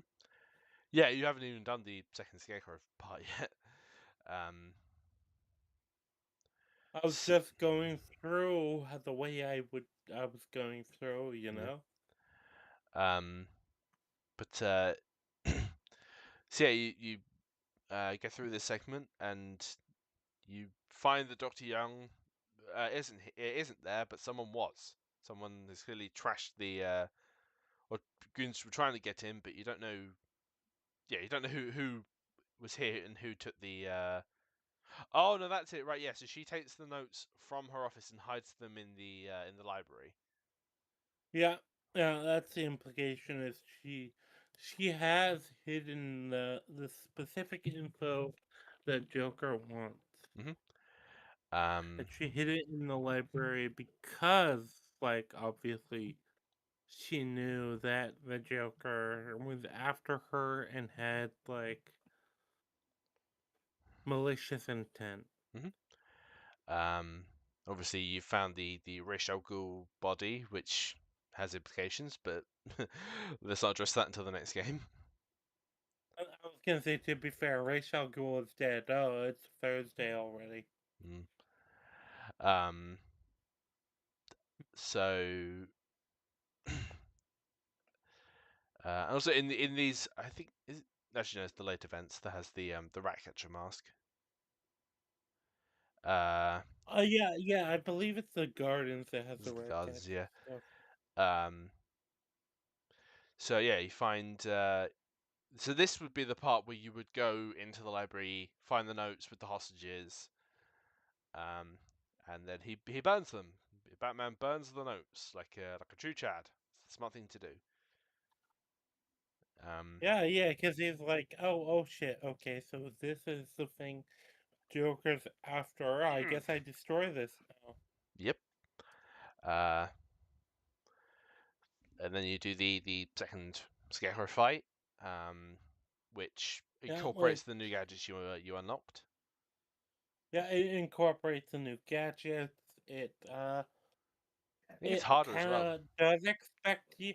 It is harder, and I will say this: I like the idea of the Scarecrow fights, even though I'm a bit harsh on them. Yeah. Yeah, I like the for the segments. His what's the word? Like The he almost atmosphere and the story elements of it, I am happy with. Yeah, I like that it alters the very nature of the world. Yeah. By making it 2.5D. So you do that. You drop the giant bell down. Do likely irreparable damage to Arkham Asylum, and I mean, to be fair, at this point, like, you are just trying to like get through this specific night. yeah. And you now have access to the Warden's office, Quincy Sharp's office. And from there, you find that Zaz has taken Dr. Young hostage, which is not what Joker wanted. He wanted just the info. He didn't want her dead. But But when you're including someone like that, it's kind of like, I feel like Joker is gonna be like, oh, okay, well, I knew that was a possibility. Which actually, no, with what happens, I guess he doesn't really mind if she dies or not. But yeah, you do possibly the easiest takedown of any Batman villain in the history of ever. You just throw a batarang at him when he peeps out from behind Dr. Young, and he's out. He's out for the whole game. Yep. Oh It's shit! I didn't notice those literally that simple. I never noticed those badges. The ones that say vote Den. That's cool. That's a neat detail. Yeah, I was particularly like trying to be I was trying to be very Attentive. perceptive, and I also remembered a riddle involving Harvey Dent. Right. So I was like looking for stuff like that. Uh-huh. And by the way, I think I eventually did find that riddle. But It's in the penitentiary, I believe. yeah. I didn't remember what it was, but a lot of the riddles I remembered off the top of my head. Yeah. So So I think like this area is another one of those that like this area on screen right now, which is probably like a minute ago or so. mhm. Is another area where I was remembering and trying to like kind of spot for stuff that I remembered off the top of my head. So yes. So sorry, you know how Zaz, and then Zaz is super lame in this game. I yeah, think he's actually done a lot better in City. I don't like his inclusion in City, and I wholeheartedly agree. He is much better there. Yeah. I don't think he's done well in City, but I think he's done better than he's In done fact, in this game. I would go so far as to say, kick the trash cans like I do. He is better in the interview tapes in this game than he is in the actual game. Yes. Yes, I'd Um, agree. yeah, he's actually kind of intimidating in the interview tapes. Like they show that he does have an intelligence to him. Like he's not just crazy. He's not just like a lunatic, but they're Mm. well, City, the phone calls with him that you get are actually kind of unsettling, and I think do a good job of establishing him. Mm-hmm. The problem is the The side end. quest itself is kind of meh. Yeah, the end as well isn't great. Um, Yeah. but yeah, you beat Zaz and you talk to Dr. Young. She's like, yeah, I did it. I know it was wrong. I just wanted to heal people, which is the excuse everyone gives when they do something wrong. And then I was just following orders. yeah, DM, trust me. um, and then from there Dr. Young goes to open the safe, and it explodes right in her face. She is Yeah. dead. Yeah, and that kills her off. And it also implies that, like, the Joker's already gone into the safe because he had to in order to plant the explosive. Yeah. So at this point, this whole thing has been kind of Oh, a bit of a farce because Joker has been, like, ahead of things already. yeah, like he got. Wait, hang on. If he needed Dr. Young for the notes, and that she's now dead, because the Warden safe wouldn't have the any information on So how to make the we have Titan. to assume then he got his hands on the notes beforehand. But how? Wait, no, that doesn't make sense. Like, how did he? Um, Or maybe because she was already going out of her way to go to the safe, he got to the safe already. He got whatever was in there that she was after, and from there he could put together things. okay. I think that's a little bit tismy, but I guess we'll just have to accept that. Yeah, I think that there's enough. We can assume one or the other, and Mhm. it doesn't explain it yet. So Yeah. Okay. in, Um. in that in that sense, it's kind of like whatever is most convenient. Mhm. Um. So yeah, and Batman is knocked unconscious by the blast, even though he's pretty far away at this point. Like he's on the other side of the Yeah. room. He's knocked unconscious. Comes to, and Harley is standing over him, saying that oh nobody likes Squealer because sex references. Not that I could play any, obviously. Um, and yeah, he looks at Batman looks over, sees that they have the Warden. Warden is in the room. Warden is in his office, and yeah, that's she whacks him in the stomach, whacks him over the head with his own cane, which has to sting in more ways than one. Yeah, as one does. It is the tradition. Yep. And you take out the guys, and I think this is also the introduction of the guys with the electric sticks to the game and the series as a whole. Which I think that they're done worse in this game than they're done in the future games. Yeah, they're definitely improved upon. My main contention with them here is that they require a speed that the game isn't really suited for. Like the combat in the game is fast, but like it needs to be like about 25% faster for those guys to not be annoying. Although once you realize that you can just do the combo takedown on them, they do get a bit easier. Well, yeah, at that point it's like, well, they might as well not be there. Because you're obviously always going to target them first.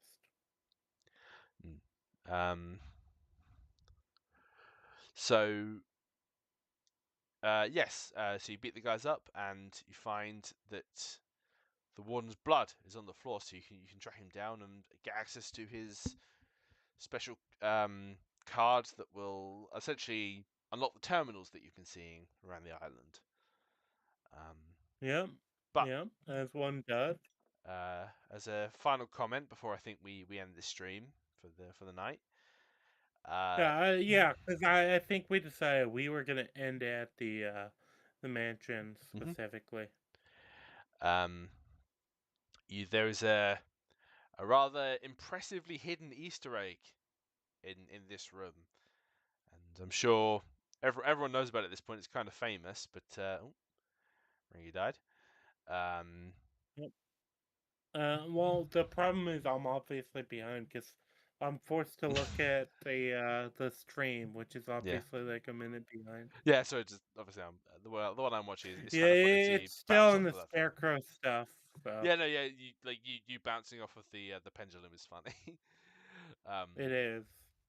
So, I mean, that's kind of the thing, though. Like, at least that's how you know I played it. Is like I am actively fucking up here, and also I'm on the screen. Like we aren't farming like other people's gameplay. Yeah. I was gonna do my own gameplay, but I guess I said before that I had issues recording. So Yeah.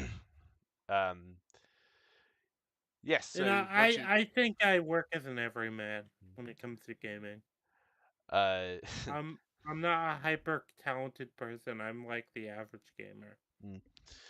So yeah. So you if you look around, there's nothing on the map. There's nothing on the detective vision. But if you start to leave the warden's office, don't mean through the door. I mean just through the archway back into the I guess the reception area. Turn to the right. Spray three explosive gels onto the wall there. Yes, Iron. We are still go. We are gonna call it this section though. But you spray 3 explosive gels on the. Which it's interesting because it's not necessarily too intuitive, but it's not too unintuitive.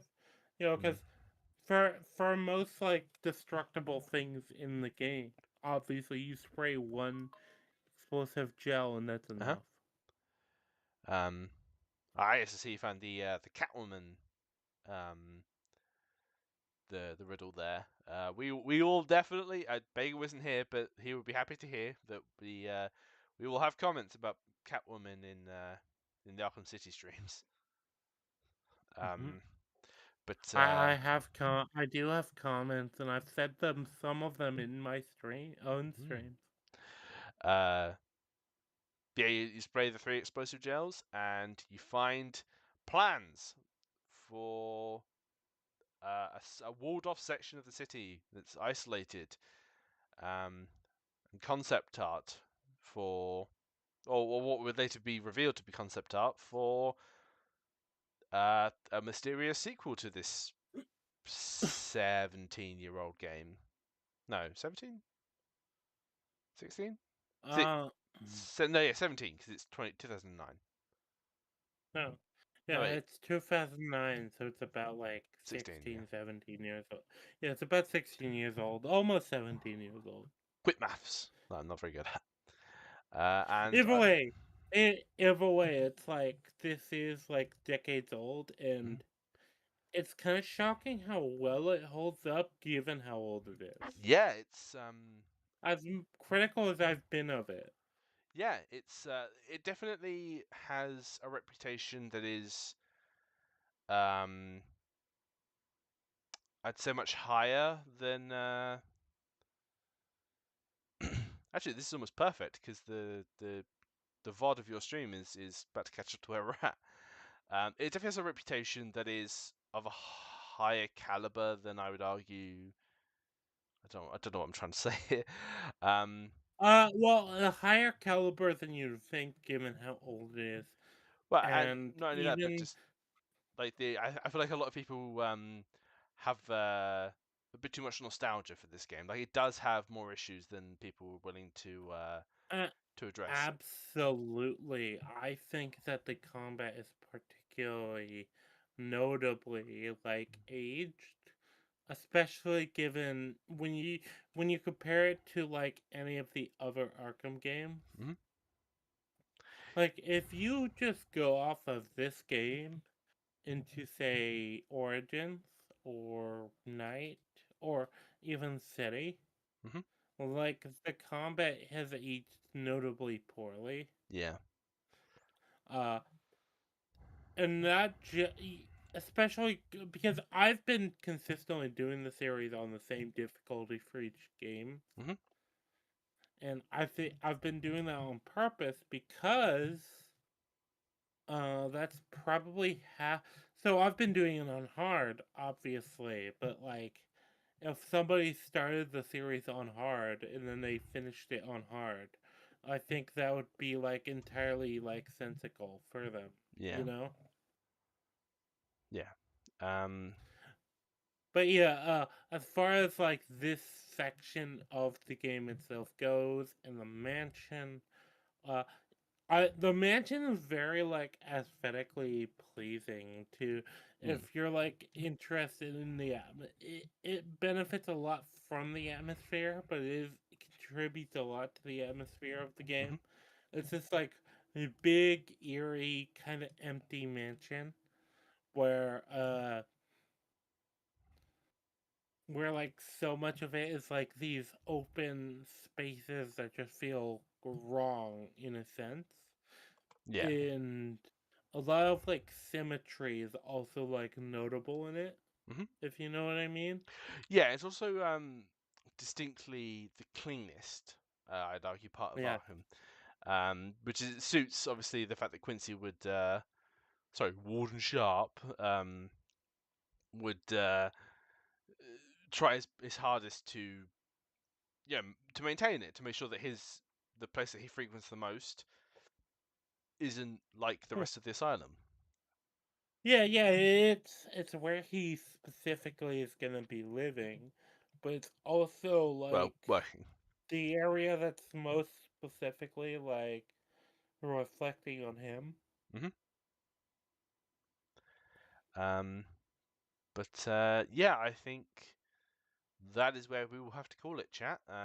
I am getting very tired. I imagine Rangi could likely do with some sleep and to get over his hangover in the morning. No, I still have another like 3 or 4 hours of drinking, but Okay. Uh, um, but I'm probably not gonna do that because I'm going on a trip in the morning, so oh, nice. Anywhere nice? day trip.